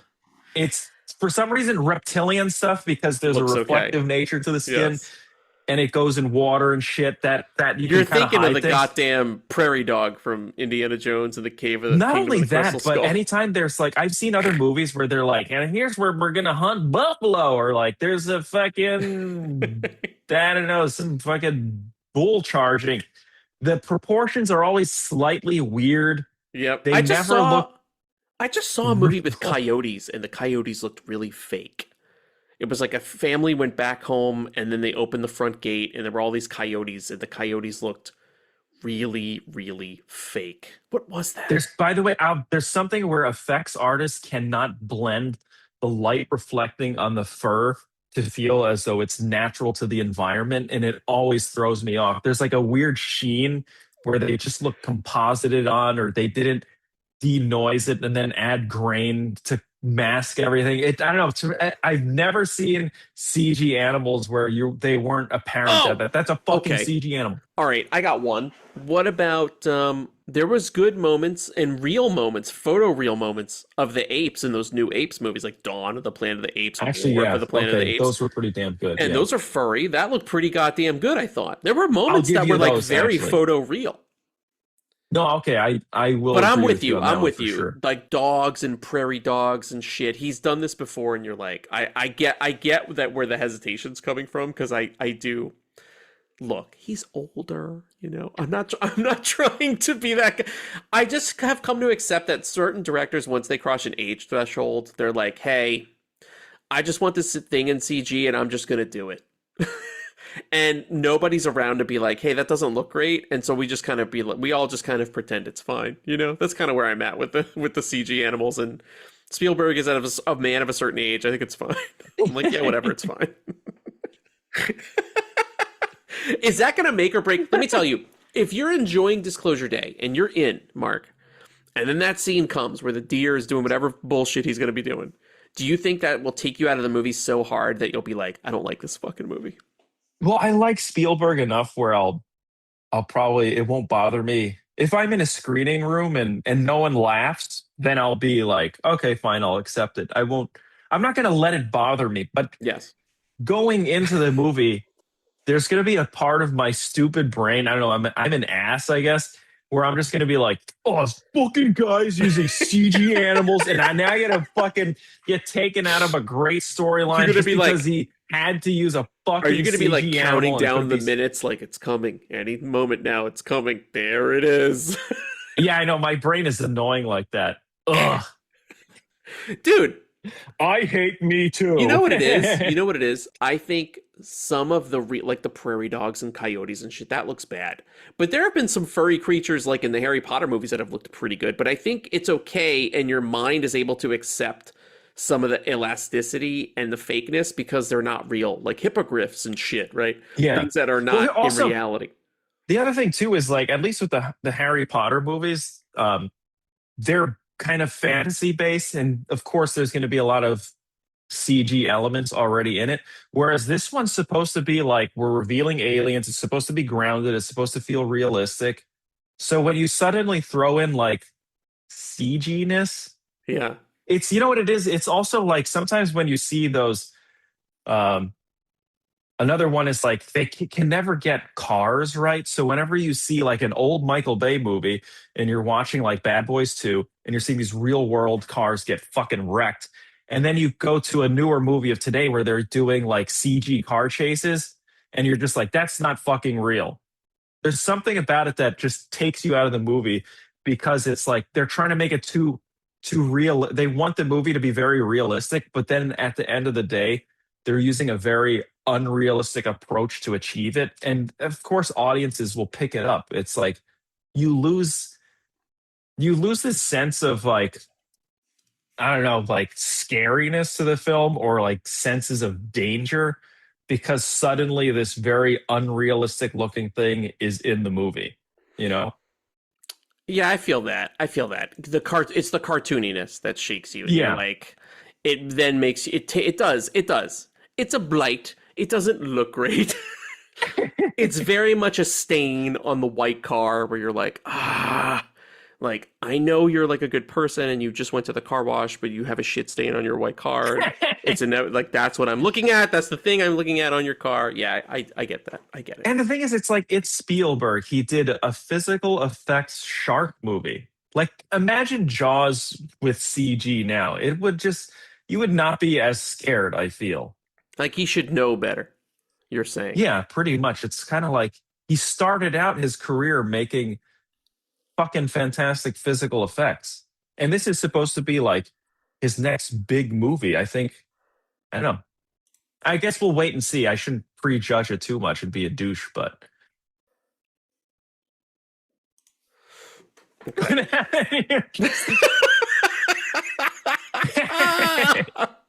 I was looking at CG animals and I got stupefied for a second. I heard a mouse click. Okay. Mark, shall we move on to Get Wrecked? Yeah, sure. I guess we've I guess we covered. Is there anything Masters else of the you Universe. wanted to say about Master of the Universe? The OG original crispy recipe. Oh, what did you think of that fried chicken in there? Did that make you want to eat fried chicken when he fucking steals and that ribs, bucket of when he fried steals chicken? that bucket of ribs and shit. That's here's my thing. Remember when they're like, this is my last thing I'll say. When they're like, oh, like Tila's like, what is this weird white stick that's on here? And the Man at Arms like, that's a bone. And she's like, that's a boner. Yeah, she's like, this is a meat. This was once an animal. And I was like, lady, do they not? I was like, on Eternia, you're telling me you're not eating grilled meats and shit? They're all vegan there? Yeah, you don't have a Jamba Juice there. What the fuck you eating over there in Eternia? By the way, actually, this is one thing I want to say, though. When you compare Eternia to our planet Earth, dude, nobody wants to stay and get like fucking fried chicken. They want to go back to this rock shithole. No way, dude. There's cars, fried chicken and ribs, Courtney Cox, there's just synthesizers, burned down the school, nobody gives a shit. Hey, what'd you do? The whole high school's on fire. Oh my god, it's fine. Let's go look for your girlfriend. I was like, that's the screenwriting we're doing? Hey, let's go look for your girlfriend? Oh my god, that's fucking hilarious. Oh, there you go. Mark, anything else you want to add about Masters of the Universe 1987? I do wish there was a 4K. I think it's coming, my friend. I think your wish is going to be granted. Gwildor has granted your wish. Fucking wait to see that, because I had to watch this at crappy 1080p, and I was actually, when you had mentioned that we're gonna watch this, I was like, oh, please be a 4K, and there wasn't, and I was it's like, it's only coming out now. They're getting a 4K now. Damn it! I want to say there was one. I thought that Umbrella or Indicator, one of those Australian labels, had a 4K of it, but maybe I'm wrong. Oh, like Vinegar Syndrome or one of those guys. Yeah, but it was overseas. It was like a specifically overseas label, like Umbrella, one of those guys. And I was surprised because they just made an announcement like today that Masters of the Universe is coming to 4K. Oh shit! In the States. So wow. You have that to look forward to. In fact, by the time you people are hearing this episode, it'll probably be out. Oh, that's fucking great. All right, let's hit the lucky bastards. I'm gonna wreck it! Wreck it! Wreck it! Wreck it! Wreck, wreck, wreck! I'm gonna wreck it! Wreck it! Wreck it!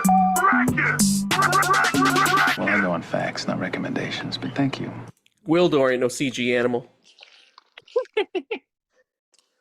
Drinking fucking sauce, eating ribs. Just in time. I was going to share. Thank you, Gwildor. Mark. When it sounded like Gwildor was in a little box in your room eating chicken.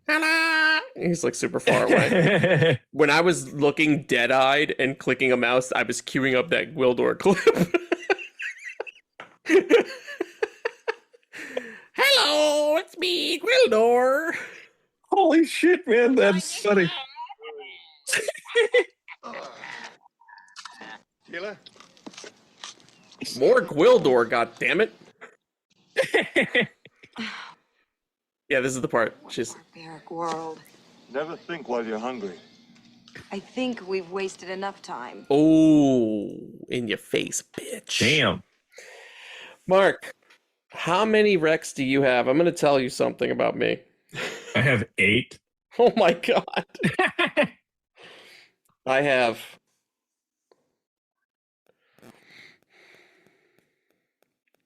Oh wow. I have like 5, and one of them is like a half. Like I don't have too much to say. It was a rougher week for me because I watched another shitty new horror movie that sucked, and I've been watching a lot of TV, been catching up on my TV. But I have a TV rec. I'll lead off with that. But do you want to get started, man? Yeah, I'll go. Since we mentioned Bill Conti. Oh shit! I watched Lean on Me. Oh, and he dude, did the I love soundtrack Lean for on that. Me. Dude, that movie, for some reason, I think I thought I saw it because I watched a lot of like movies where it's just like high schools in disrepair and like fighting teachers and shit. And I was like, oh, I guess I was watching some of those other ones. It was like some of the ones that I think you and I had watched before. What was the ones where it was just like, see, you did Malcolm McDowell in a school. Oh, Class of 1999. Yeah. I thought it was, I can see where they got it from, I guess, but this movie is fucking incredible. There's also the sheer amount of people in the movie. Like anytime they have a crowd scene, it is packed with people. There's tons of people on stage. There's tons of people in the audience. There's tons of people upstairs in the audience. They're like fucking people everywhere. The sets are super detailed. Morgan Freeman kicks ass. Great He's just movie. like He's take so good no in it. names principal. Dude, that was like one of the best movies I've seen. Amazing scenes, lots of great speeches to watch. If you haven't seen it, it rules. Did you see that Gwildor cameo in Lean on Me? Did you imagine there was a crowd scene with all the kids on stage and you were like, is that fucking Gwildor? And he's eating the fried chicken. Yeah. I'm learning. It's an institution of higher learning.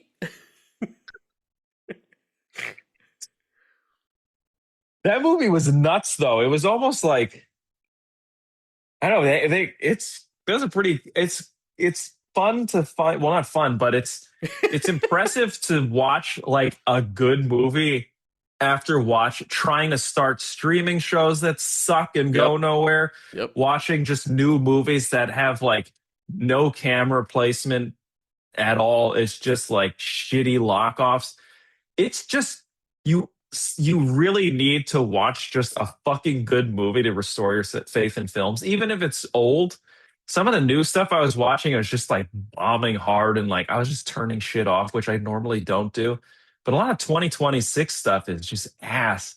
So I was just like, okay, what's a well-known movie that I haven't seen? So I chose that, and it just makes you realize what film is capable of. Yep. Instead of it just being, it's not just content that you're just supposed to fucking burn through till they like throw another flaming pile of dog shit at your face to watch. It's like, oh, you actually can make good movies? That's fucking crazy. I kind of feel like I'm an old man though, and I don't want to be. I'm like, the old movies were the best. I was literally going to agree with you. Like, to me, my favorite thing now is finding old movies that are new to me. Stuff from the 70s, 80s, 90s that like somehow I missed, or things that I've been meaning to get around to that are like film blind spots for me that I haven't taken the time yet. Like, those are always the best. I actually grew up watching Lean on Me because they would play it on HBO all the time. Oh, really? And my dad stole cable and stole HBO, so we had HBO, and I would see Lean on Me all the time. Sam's. I would see it all the time. So yeah. Also, by the way, I mean, I was a kid when my dad stole all the cable. I was like 8 or 9. And I'm still, to this day, I'm 42, and I'm still looking for that Gwildor cameo. I haven't seen it yet.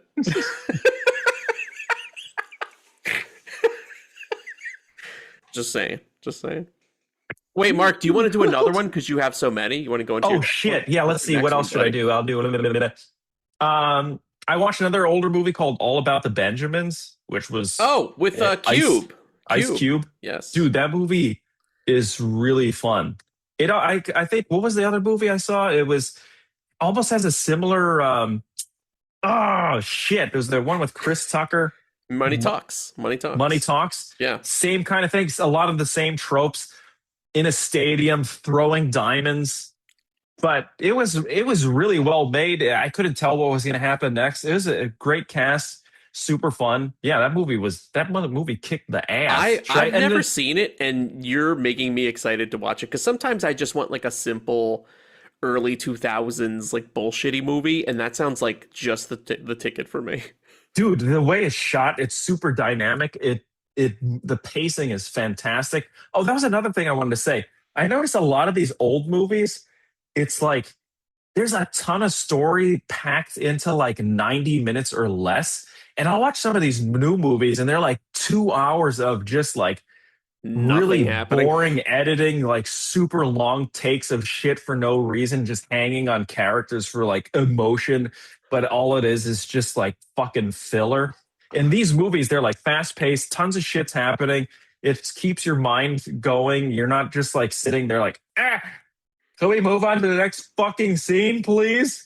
I know they're just really well made story. It's like they made these movies to entertain people, and it's just really, it goes by really quickly. It's fucking awesome. I'll add one more to that list of old movies, which was Drop Zone. Great. It's just another movie where it feels like you're watching a movie for 2 hours plus, and then not in a bad way, because it's just packed full of story and things happening. It's sort of like, by the way, another thing that I forgot to mention about Masters of the Universe, they had its way of just like getting right into the story on these older movies. There was no like wind up of like, here's like this 500, it's like 30 minutes of boring shit just so you can be introduced to characters. It's like, no, let's just get into the fucking story and get to it. It's great. It's not that hard for us to work our heads around what your story is. Just to throw us in, we'll fucking get there. I agree. There's so much, and it's you just know. Are you a person? I'm a person who looks for recipes online, and that's what the equivalent is. Every time you look for a recipe online, the first 4 paragraphs are like someone's life story. I don't need your life story if I just need your fucking peanut butter cookie recipe, right? Yeah. Right, but like that's movies today. That's my allegory, is that like they would rather give you the 4 or 5 paragraphs of bullshit before they give you the goddamn recipe. Just give us the recipe. If the movie's called Peanut Butter Cookies, just fucking go. Roll out. First scene. Let's go. Get to it. Oh, yeah. Like all those movies I just wrecked, they're about the set piece and action segments. So it's sort of like for Drop Zone, it's like they're not wasting all this time. Yeah. Boom, you're already parachuting and doing crazy shit. And Gary Busey's the best. Dude, as a villain in that movie, he's so different because he's not as wacky. He's capable. It's different. Yeah. He's a capable guy in that movie. He's actually scary. He's not just wacky. He's terrifying, that character. Like, he knows exactly what he wants. He's ruthless. Dude, that guy, he's fucking awesome in that movie. One of the best villains I've seen in a movie. Now, that is Drop Zone is a skydiving movie. And Wesley Snipes does skydiving. I want to know if you think Gwildor would be a good skydiver. What if they just dropped Gwildor out of a plane? No parachute? Yeah, no. Dude, that happens so many times in Drop Zone. Someone falls out of a plane. Oh, dude, that action sequence when I forgot her name, but she's holding on to. She pretends to jump out of the plane without a parachute, but it turns out she's holding onto this fucking handle. Yes. And it looks like a real physical effect of just a person hanging off to the side of an airplane. It's fucking scary. This is a random pull, but I know that actress's name very well. Her name is Yancey Butler. I know her because she was the first back in the day in the 90s, early 2000s, where we weren't getting a lot of comic book stuff. One of the first comic book TV shows was a show called Witchblade, and she was Witchblade. And I remember tuning into that and being like, whoa, they turned a comic into a show. And little did I know, 30 years later, that would just be like a dime a dozen. You could just throw a rock and hit a fucking superhero TV show. But back then it was novel, and that's why I knew her name. She never went on to do anything else, but I knew that's Witchblade. Oh, really? Nancy Butler. Yes, that's how I know her. She's a really fucking good actor, though, and can do like physical stunts and shit, but also very believable. That's so. after that, did she do anything after that movie? Not that I remember. I think she did a lot of softcore, like Skinamax. I'm not even kidding. Like, you Damn. know, she did the occasional titty movie, something like that, you know. I was gonna make a joke, and I started laughing at my own I goddamn was waiting joke. for a Gwildor joke. I was gonna say she went from drop zone to drop them panties zone. Sorry.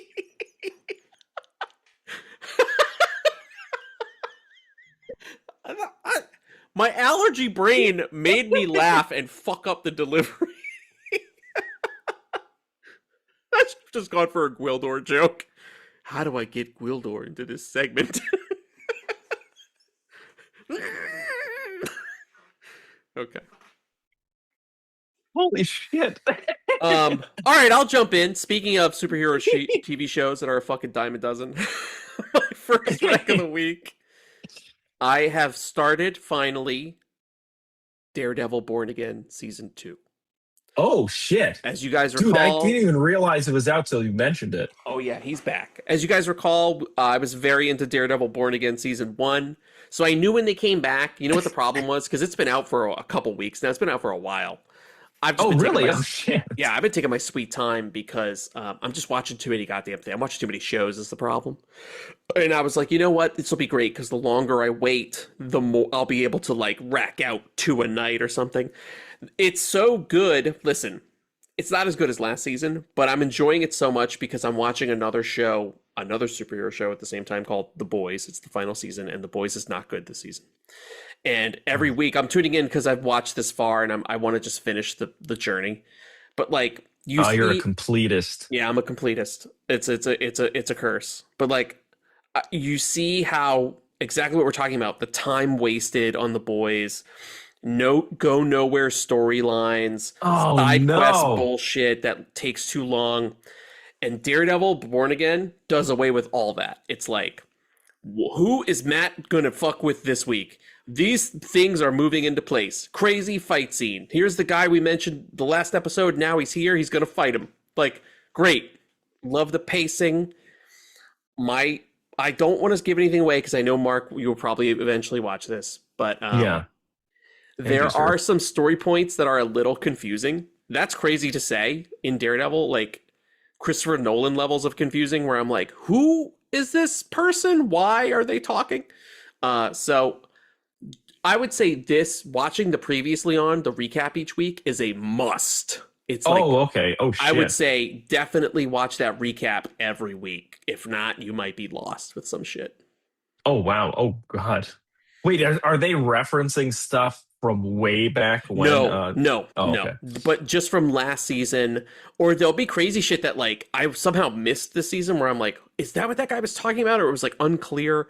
So they'll spell that out a little bit more in the previously on. So it's definitely more of a challenging watch, but it's still awesome. Oh man. Still okay. awesome. I'm having a good Are time. the with action it. sequences really cool They're though? fucking great. He's got, I don't think this is a spoiler because it's on the goddamn poster. He's in the black suit.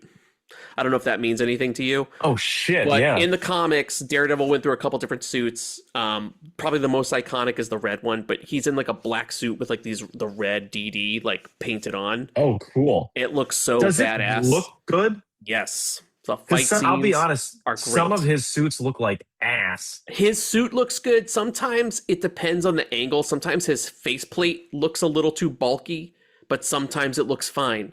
So I think it's a stunt double issue. So like sometimes they'll have to go to a close up and Matt looks a little awkward, but when the stunt double's rolling around doing shit, he looks great.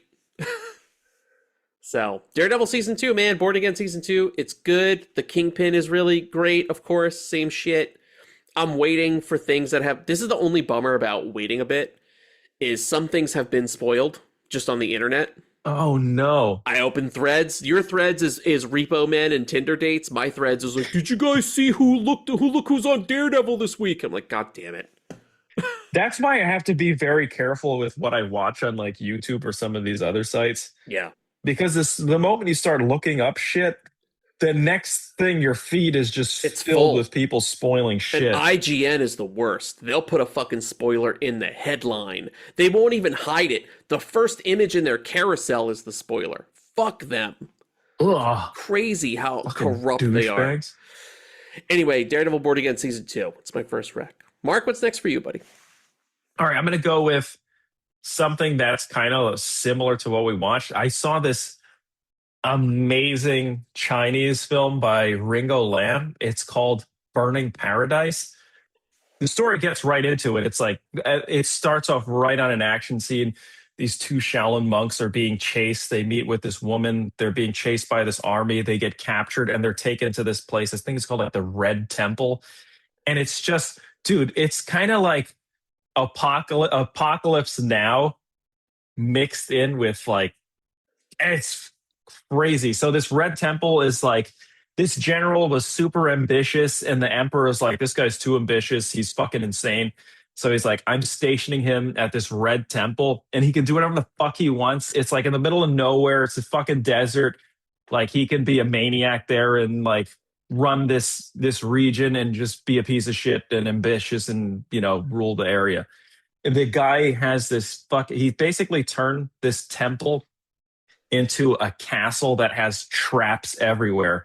And his goal is he doesn't like these Shaolin monks, or the emperor doesn't. So he basically turned it into a prison camp, and he just executes everyone there. There's torture chambers. He makes them build weapons too. So they're basically slaves that have to build weapons when they either rebel or they prove to be useless. He just fucking kills them.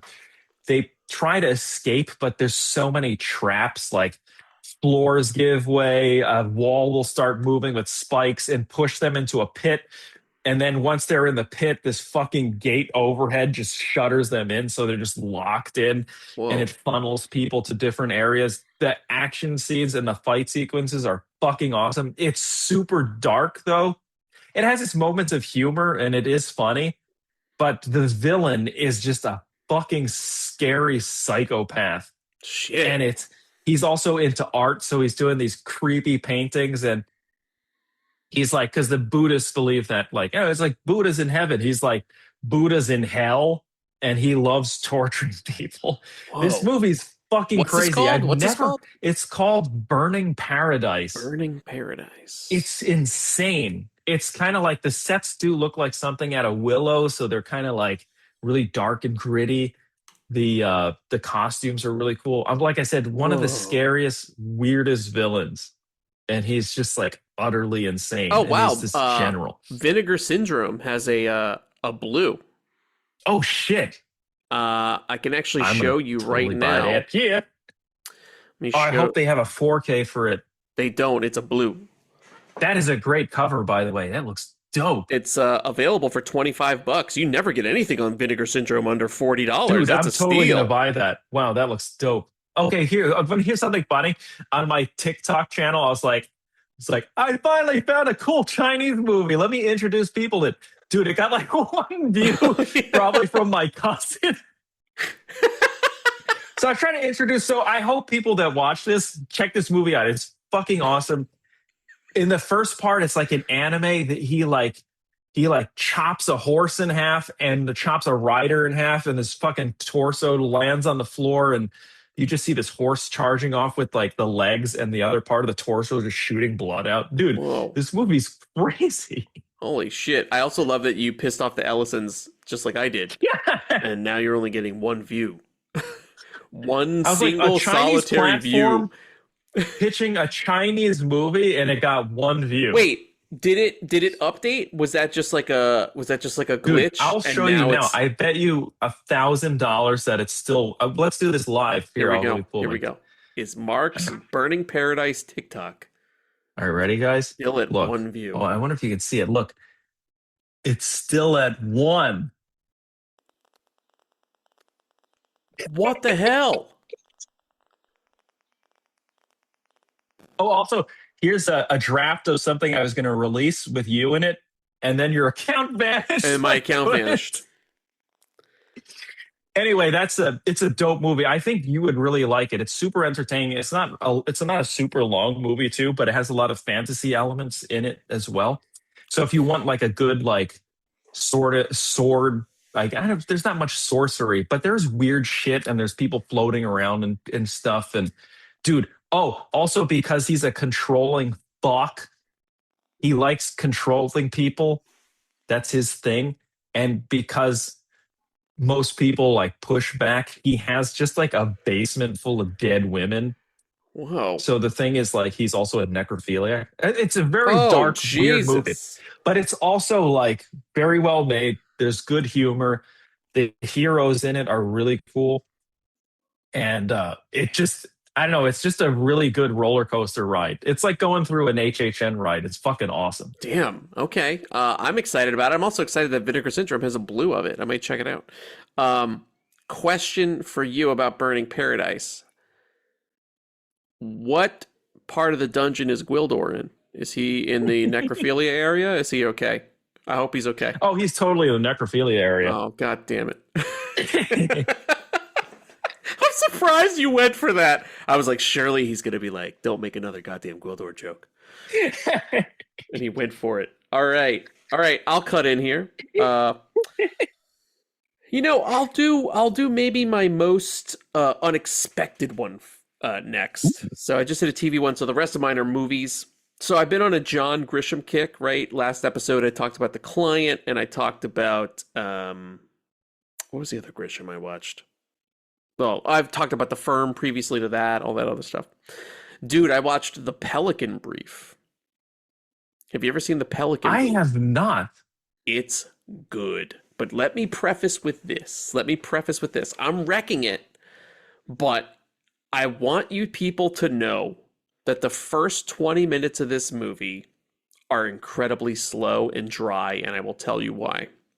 For some strange reason, it's clearly a directorial choice. There is no music or score of any kind for like the first 20 minutes, to the point where I was like, is there not going to be any goddamn music this whole movie? Like, and it's like, it's like lawyers talking to people. It's okay, politicians are making moves, people are calling people. It's like, gee, I was like, something to break this monotony would be great. Okay, eventually score does come, and it is great. But it is so weird. It is such a weird choice that there's no... At first I thought there was maybe something wrong with the copy I was watching. I was like... Is this a foreign film? Yeah, I was like, did the soundtrack like go away? Or... No. It's a good movie. And in fact, it got better as it went on, because as dry and flat as the first 20 minutes is, the rest of the movie, and I say this as a compliment, it's like a European thriller where there are just like crazy scene moments where you're like, what the fuck is up with this shit? Like, the director will do something audacious, even just visually, where like they won't just show the character die, it'll be like this beautiful crane shot, and you're like, whoa, look at this crowd. You're like, oh shit, that guy's dead. Like, it's that kind of Euro artsy where it's like very sparse and clever with the visuals. But it happens to be this John Grisham thriller that's like set in the South. It's really good. Your mileage may vary on Julia Roberts. I liked her in the role. She gets a little annoying by the end, like very Julia Roberts, like, look at me, I'm so great. I'm like, okay, Jesus. But Denzel's fucking awesome in it. He plays a journalist who's I won't tell you what his deal is. He's a journalist in the movie. He's really good. There are some great fucking casting. Stanley Tucci is in the movie. This is not a spoiler. Stanley Tucci's in the movie, and he plays an assassin who is a man of many disguises. Dude, that sounds almost like it's the comedy. Yes. It's got Julia Roberts and Stanley Tucci's in this set. Stanley Tucci has a disguise. Stanley Tucci is like the Jackal. He has like these crazy disguises. We talk about competence porn. He's super competent in the movie. He's a very competent killer. It's not a spoiler, by the way. It's very clear right away he's an assassin. So it's a very cool movie. In terms of all the Grishams I've watched recently, it's definitely the weakest one, but it's great. The problem is The Firm and The Client, to me, are just straight up like 5-star movies. And this is just like a very good movie, but still a good thrill ride. Like I said, get past that 20-minute mark. Because is it like... Do you think it's a section that could have been cut out? No, it's a lot of table setting. It's just, I don't know why they decided to go the driest route possible and have a 0 score. It's the weirdest fucking choice. But then after that, it gives you like those great 90s thriller stings, like like with the piano, like where people are running in a parking garage. Like the Fugitive style. It's exactly like that. It's exactly like the Fugitive. And there are some good thrills in it, but like I said, it takes that kind of Euro angle where it's very clever with what's in the frame, like little shit, like a character will be hiding, but another character will notice them through their reflection on the back of like the rear view of a car. Like it's clever shit like that. Good movie. That sounds dope. Really good movie. Like I said, the score missing at the beginning is weird, and Julie Roberts gets a touch annoying by the end, but it is good. It's a good watch. The Pelican. I'm gonna check it out actually, because I do remember as a kid seeing like the posters for it in the subway, but you know, it's like one of those things that's like, that's the adult movie. That's a grown-up movie. Also, it's like, is this about fucking pelicans? There are pelicans in the movie, and Julie Roberts has wild red hair like Gwildor. So there you go. There's a Gwildor connection.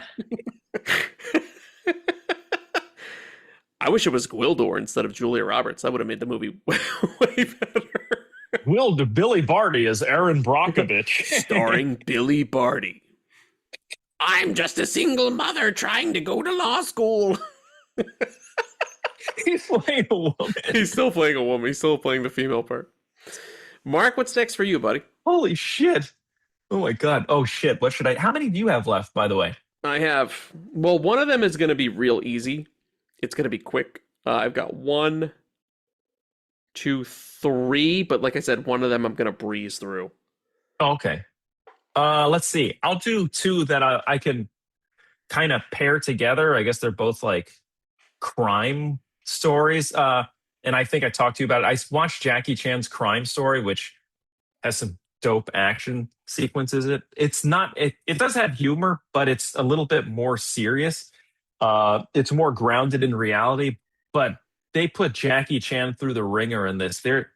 He's getting his ass whooped, and I'm telling you, the action is like, it's very tense. It's kind of cool to see him in like a thriller. Mm-hmm. So that was very enjoyable. It's very different than some of his other stuff. So if you're looking for like the more fun, pure, like entertainment movies, this is a little bit more serious than that. So if you're looking for serious Jackie Chan, but also great action sequences, I highly recommend it. He's awesome. He's just fucking awesome to watch. Yeah, he's great. And the pyro effects in this movie are like second to none. You'll think like 50 actors died. And they're standing so close to some of this stuff.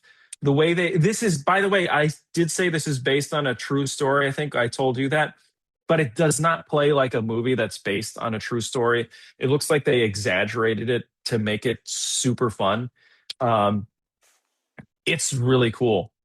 Like I said, I rewound some of the action sequences are so good in this that I rewound a couple of the scenes just to see it again right after they happen. Because I don't know, it's there. I don't want to spoil anything. So if you like Jackie Chan, I love Jackie. Watch this movie, but just keep in mind that this one is a little bit more serious. But don't take that as a like, oh no, it's just going to be dark and unfun. No, you'll still have a great time watching him navigate a world. Yeah, it's fucking great. And the other one I saw was another crime movie. I'm only mentioning these together because I think you and I already talked about them. I watched Thunderheart with Val Kilmer. Oh, yes. And that's another beautifully shot movie by, something Apted. What's that guy's name? Michael Apted. Michael Apted. He's like one of my favorite directors. He somehow is able to do like really good documentaries, but also really good narrative film. The movie looks amazing. There's really cool shots in it, but it looks very real, which is what I like about his stuff. It's like stylized, but it still feels very natural and real. There's some really amazing shots where the camera pulls back and it's like tons of actors, a huge set piece. It's a gorgeous movie. Val Kilmer is awesome. The guy that plays the Native American guy is awesome, and he's a really cool character. It does deal a lot with like the mixture of like, you know, the white people taking over the Native American land, and they mistreat and mistrust this guy just because he's a Native American, but he's just way more capable and a lot cooler than all these other crackers. It's a fucking awesome movie, by the way. It's very good and it's a great cool detective story. Yeah, I would second that. I like Thunderheart. And it has a 4K. So if you want to see a gorgeous looking movie, I highly recommend it. Thunderheart. Thunderheart. That always makes me think of Hulk Thunderpants? Hogan. No, Hulk Hogan's name in Rocky 3. He plays Thunderlips. Ooh, Thunderlips, brother, come on. You know what I'm talking about? That is such a weird name. I heard that he really fucked up Stallone when he made that. Yeah, I when think they he were did. making that movie. Yeah, because he was trying to wrestle him and throw him around, and he was like, "Hey, yo, this is a movie. Don't hurt me for real." Yeah. Dude, I think, what's his name? I think Stallone was saying he put him in the hospital for like 4 days after that scene. Yeah, Hogan's kind of a dick, man. He's not a good person. And now he's dead. Hulk Just Hogan's like Billy dead? Barty. I thought Hulk Hogan's dead. Is Hulk Hogan dead? What? Wait. I thought he died. Wait, how do you not know this? Isn't this guy like a big part of your... Oh, yeah, he died last year. I forgot about this. Wow. He did. Rest in peace. Okay, you know what? I'll do two together because they're really, like I said, I'm going to fly through these. So, speaking of movie tough guys, going off of Hogan and Stallone, I did an Arnold double feature this weekend. Oh, yeah. Those are the best. Yeah, I mean, these are both classics. They're great. One is more of a classic than the other, but we watched Escape Plan, which is a movie that, like, I remember liking, but I always want to give it another shot because I'm like, oh, it's Arnold and Stallone. And I love prison movies. I love these two guys. They're together. And I wound up being like, okay, well, I want to rewatch it. I want to just rewatch it because I remember last time I watched it, I thought it was just okay. Dude, I loved it this time around. Ooh. I really warmed up to it a lot. Are you a fan of Escape Plan? I'll be honest. I like the first one. I have not seen the rest in the series. I have no intention of watching the other ones because they don't follow through. They don't have the same cast. Oh, it's like super diminishing returns. By the third one, it's like Dave Bautista and this UFC guy. I'm like, I'm not interested. I don't care. Whenever it's like an ex-NFL guy or a boxer or a UFC, like, that's how you know it's really hit the bottom of the barrel. Deion Sanders and Escape Plan 4. Howie Long. Who's that guy? Ted DiBiase. It's like Ted the $1 Million Man DiBiase. Is not gonna be good. The $1 Million Man DiBiase comes out of retirement. No, we watched Escape Plan because we were like, I basically pitched it to Jess, and I was like, hey, there is a movie, because she was like, I want to watch Arnold or Stallone. I was like, there's a movie with Arnold and Stallone. And she was like, no, I don't want to watch Expendables. I was like, no, that's bullshit. Because they're only together for like 5 seconds. I was like, this is a real movie where the two of them co-star, and it's a prison movie. And she was like, let's watch it. So that was the impetus for watching it. She loved it. I loved it. It was a lot of fun. And then we had such a good time. Sly is great in it, but it's Arnold's movie. He's fucking awesome in it. He has the best lines. He has that line where they're fighting in the prison. He's like, you hit like a vegetarian. That shit's awesome. Anyway, great character. They really give him a lot to do, not just with action and fights and one-liners, but they also give him a lot of sympathetic parts where he takes the brunt of the punishment in the prison, and Arnold really sells that, and he ain't no puss, he ain't no bitch, man, he takes it. Anyway, afterwards... He gets butt raped like Andy Dufresne. No, please, no! So, after Escape Plan... Jess was like, I want to watch Eraser, which is one of our favorite Arnold movies. And I was like, fuck yes, put it on. We don't even have to discuss. Let's watch Eraser.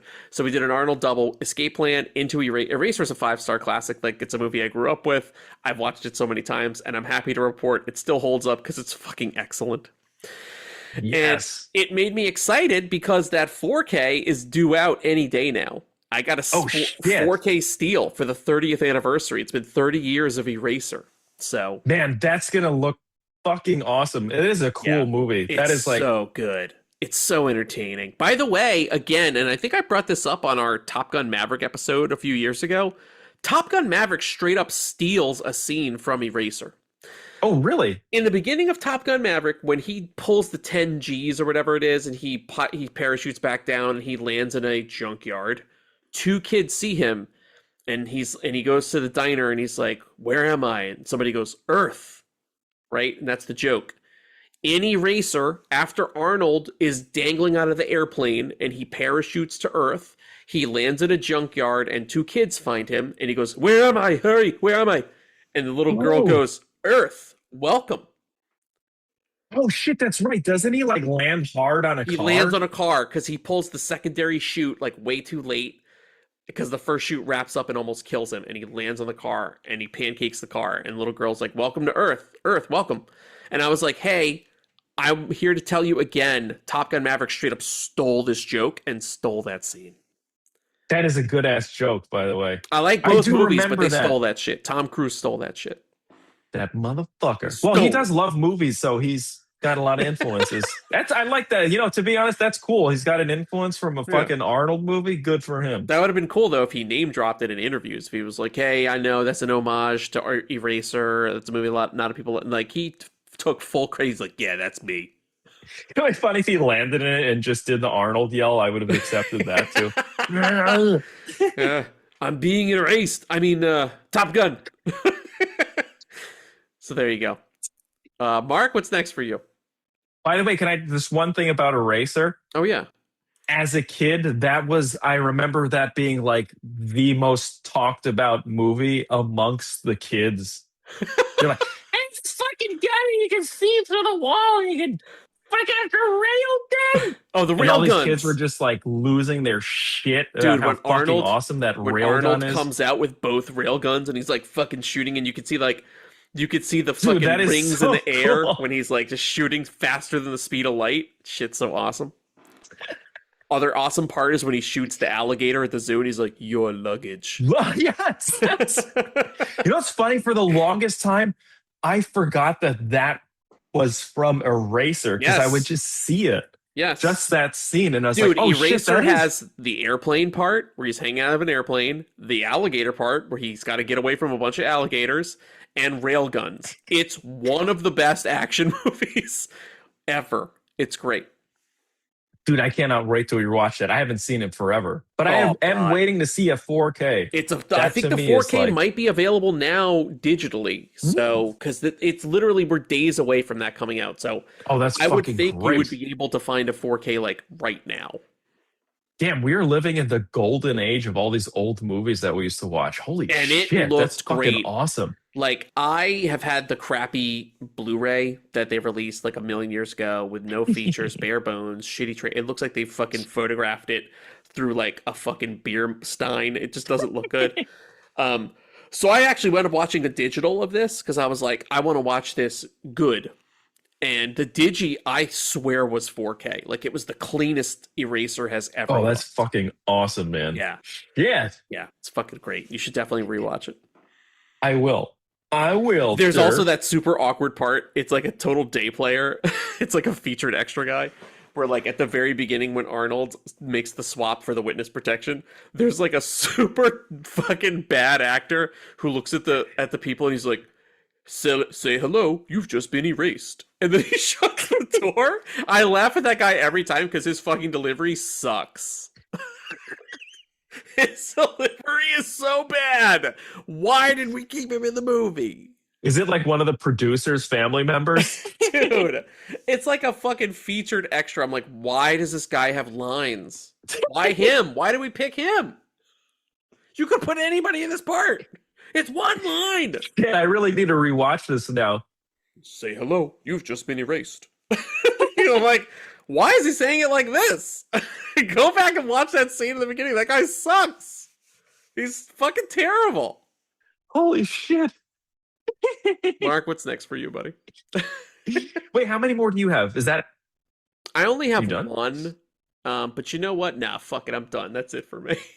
all right? I'll rattle off my last two. I saw Above the Law, which I Oh. think was Seagal. the first time I saw that, because most of the time I'm watching shit on YouTube. It's just some guy that makes fun of like what the fuck's his name, Steven Seagal movies.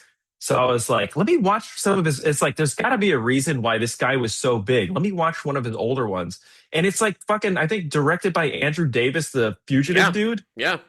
and it's awesome. The The action sequences are really cool. He's actually very cool in it, and you kind of like him because he's like a good person in the movie. Yeah, he snaps a neck and murders the shit out of people with guns, but he does things with like he's got a good purpose and a set of morals. I don't know. It was really fun. He actually didn't care that his hair was thinning, so it's like you could see his hair thinning here, and I guess he's a cooler guy when he was skinnier and his hair was thinning. That's like the lesson here. Yeah, I don't remember the only two older. I always get that confused because his movies had the most generic titles. It was like Above the Law, Marked for Death, Out for Justice, Under Siege. Under Siege. I remember Under Siege because it's a great movie. I legitimately think that is a great action movie, regardless of your feelings of Steven Seagal. Also, Under Siege has Tommy Lee Jones being a bad guy, and he's fucking awesome at it.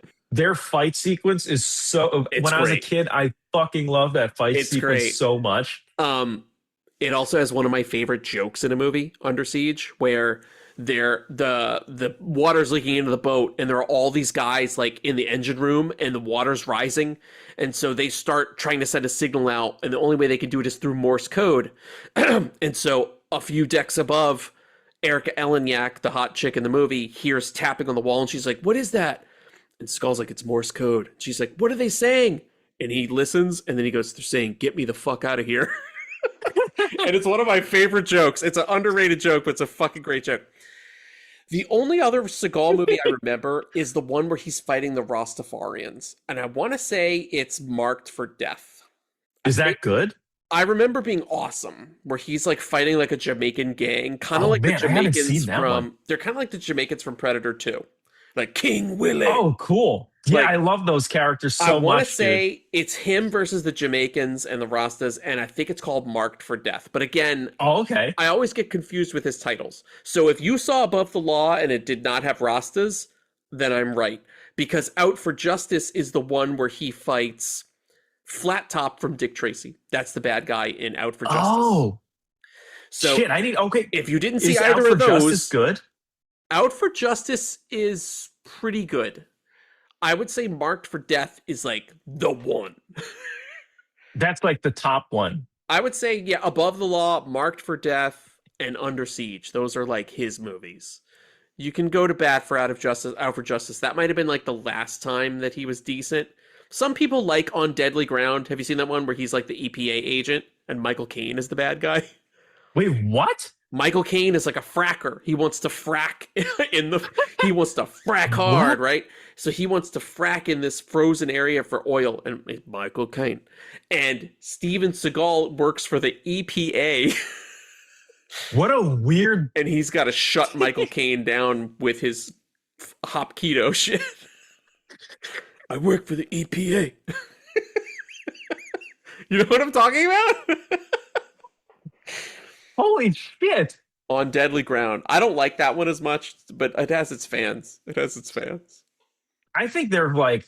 Under Siege 2 is cool. He made some fucking fun movies, though, Under Siege 2, Dark Territory. That's the sequel, the one that's on the train. That's good, too. That's a good one. That is a good one. The bad guy in that one is the fucking guy from Talk Radio. Eric Bogosian is the bad guy in that movie. Oh, shit. He's the bad guy. So they went from Tommy Lee Jones to Eric Bogosian. It's kind of like what we were talking about with Escape Plan. You go from like Sly to Dave Bautista to like Deion Sanders. They keep going down the ladder. Ted DiBiase, the $1 Million Man. Dude, by the way, do you remember in Executive Decision where they fucking murdered him immediately? Yep. I remember people being pissed because he's on the poster. He's like the top name. And people were pissed when he died. They didn't think it was real. I remember people at our screening getting up and leaving because they were like, it was the South, and I was surrounded by trailer park people, and they were like, this is goddamn bullshit. Seagal dying. Like, he's a national treasure. Yeah. I remember my dad being like, I ain't leaving. I paid my $12.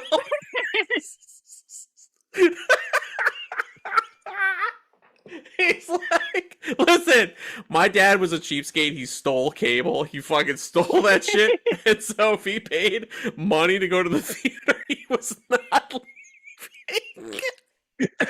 He was like, I paid $12. We ain't fucking leaving.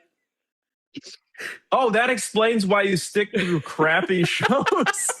Dude, that's it. That's the reason. That's got to be it. Oh my god.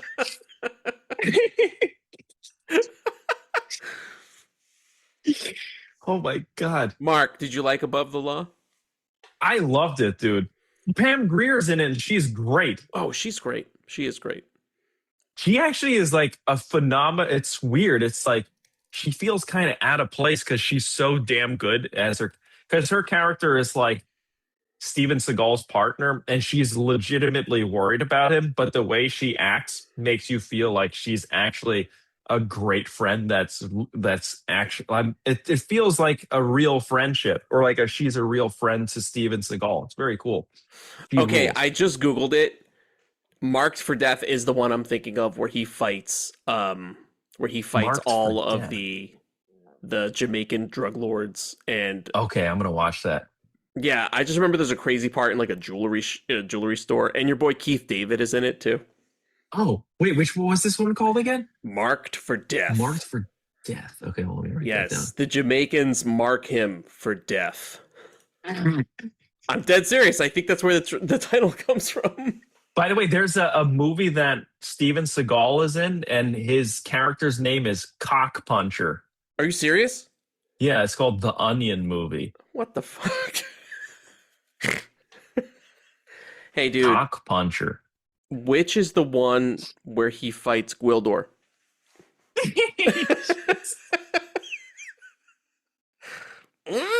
Out for justice you are. You made him Yoda. I made him Yoda. Feel like what? Feel like what? Like we're being watched. Like we're being watched. Justice are out there for. That's a hard one to Yodify. Death you have been marked for. Death.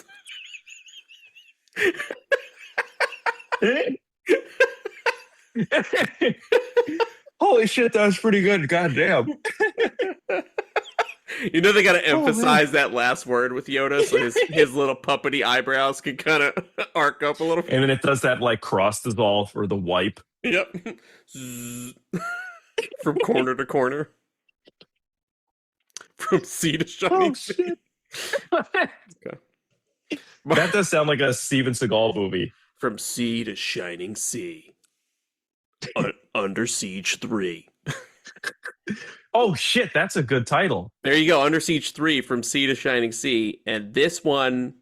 He plays an orca. How dare you disturb the oceans? This is my home. Hey, they give him a dorsal. Yeah. He's been beached in the beginning of the movie. Boxing movie. They're like, roll him. Steven Seagal's away. Roll him back in. Roll him back in.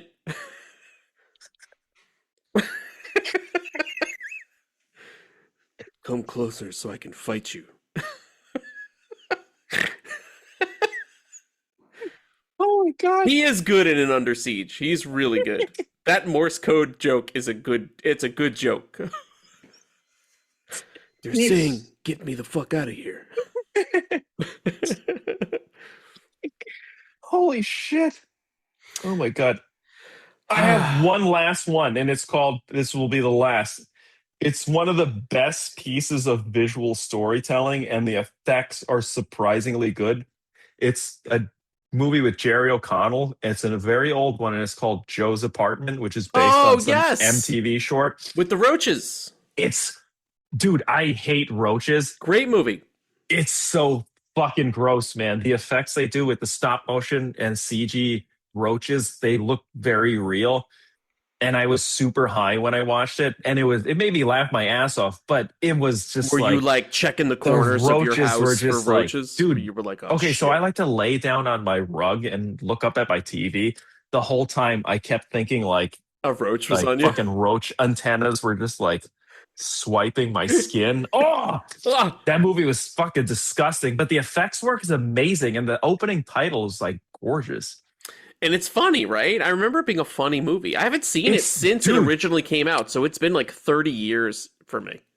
If you're from New York City from my era where New York was fucked, dude, in the opening shot, it's all about like rent stabilization, and these two goons throw this old lady down the staircase. The sight gags are fucking hilarious. It's a really funny Shit. movie. I want It's to watch very this funny. again. I haven't seen this in years, dude. Do not watch it if you plan to eat snacks. I was trying to eat Doritos while watching this movie, and I couldn't do it. You were just like, I I've had enough. stopped. Wait, It was too gross of a movie. where can I Like the watch- guy's apartment's fucking nasty. Oh man, he nasty. He real nasty. Oh, I But get, okay. it's like fucked up New York. It's great. So it's kind of like Taxi Driver year where it's This just is a gross as crazy. shit. The director is somebody I've never heard of, Lubos Kusera. I don't know if he's done anything else. I think this was his biggest. He's done a couple other movies, but this was probably, I think he was, at least from what I could see, his best looking movie. This might be a money laundering movie. It could be an Uwe Boll joint. It's but an Uwe Boll. This one actually is made very well. It doesn't feel like a money grab. It feels like they were legit trying to make a good movie. The Roach songs are really funny and stupid. Dude, I want to rewatch this. It's been so long. You're making me It's so very curious. I've No, it's- literally it's a only seen very this fun one movie. time. I saw it back 30 years ago when it came out. Dude, I think you'll have a blast. Like I said, if you're not eating snacks, don't bake yourself cookies. Don't eat dates. Don't do anything like Ew, weird or dude. roachy looking. You know, Don't eat chocolate covered macadamias with that little crunch on it. but I think you will laugh because it's legitimately funny. And you guys lived in New York and you lived in Brooklyn, so I think Yes. you'll enjoy some of the New York humor to it. I'm going to check it out. Really good. Out of all your recs this week, I know I should want to watch Burning Paradise the most, but you've made me interested to revisit Joe's apartment. Yeah, I would love to hear what you think of it I wanna actually, watch because I don't Joe's know apartment again. if I like, you know, if my opinion of it is skewed because I'm an old school New Yorker. So Yes.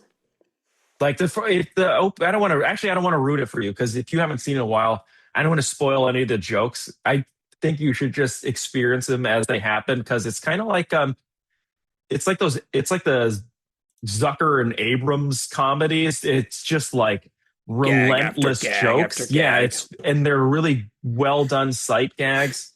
It's also they take a lot of like batteries not included and it's part of this. So it's like the one apartment that they're trying to demolish, but the people still live in it, and these goons are trying to get people out. So it's a nice little parallel to that. They're kind of making fun of that movie too, but without the robots. It's more like Just roaches. with roaches. Yeah. The roaches, dude. It's not just one roach. These fucking things are everywhere. And there's some.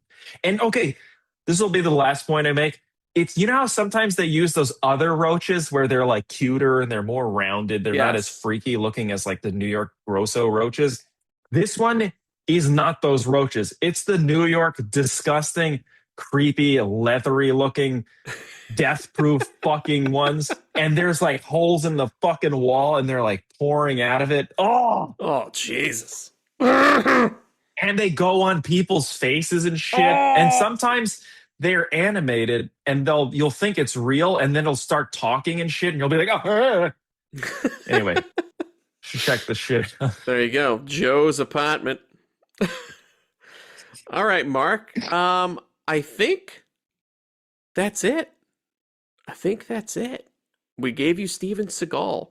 We gave you Roaches. We gave you He-Man, Masters of the Universe. We ride Gwildor. now. We gave you Gwildor in several genres. We leave you now for a few weeks, but we'll return soon. Don't worry. Look out for our Instagram. We'll keep you guys updated there.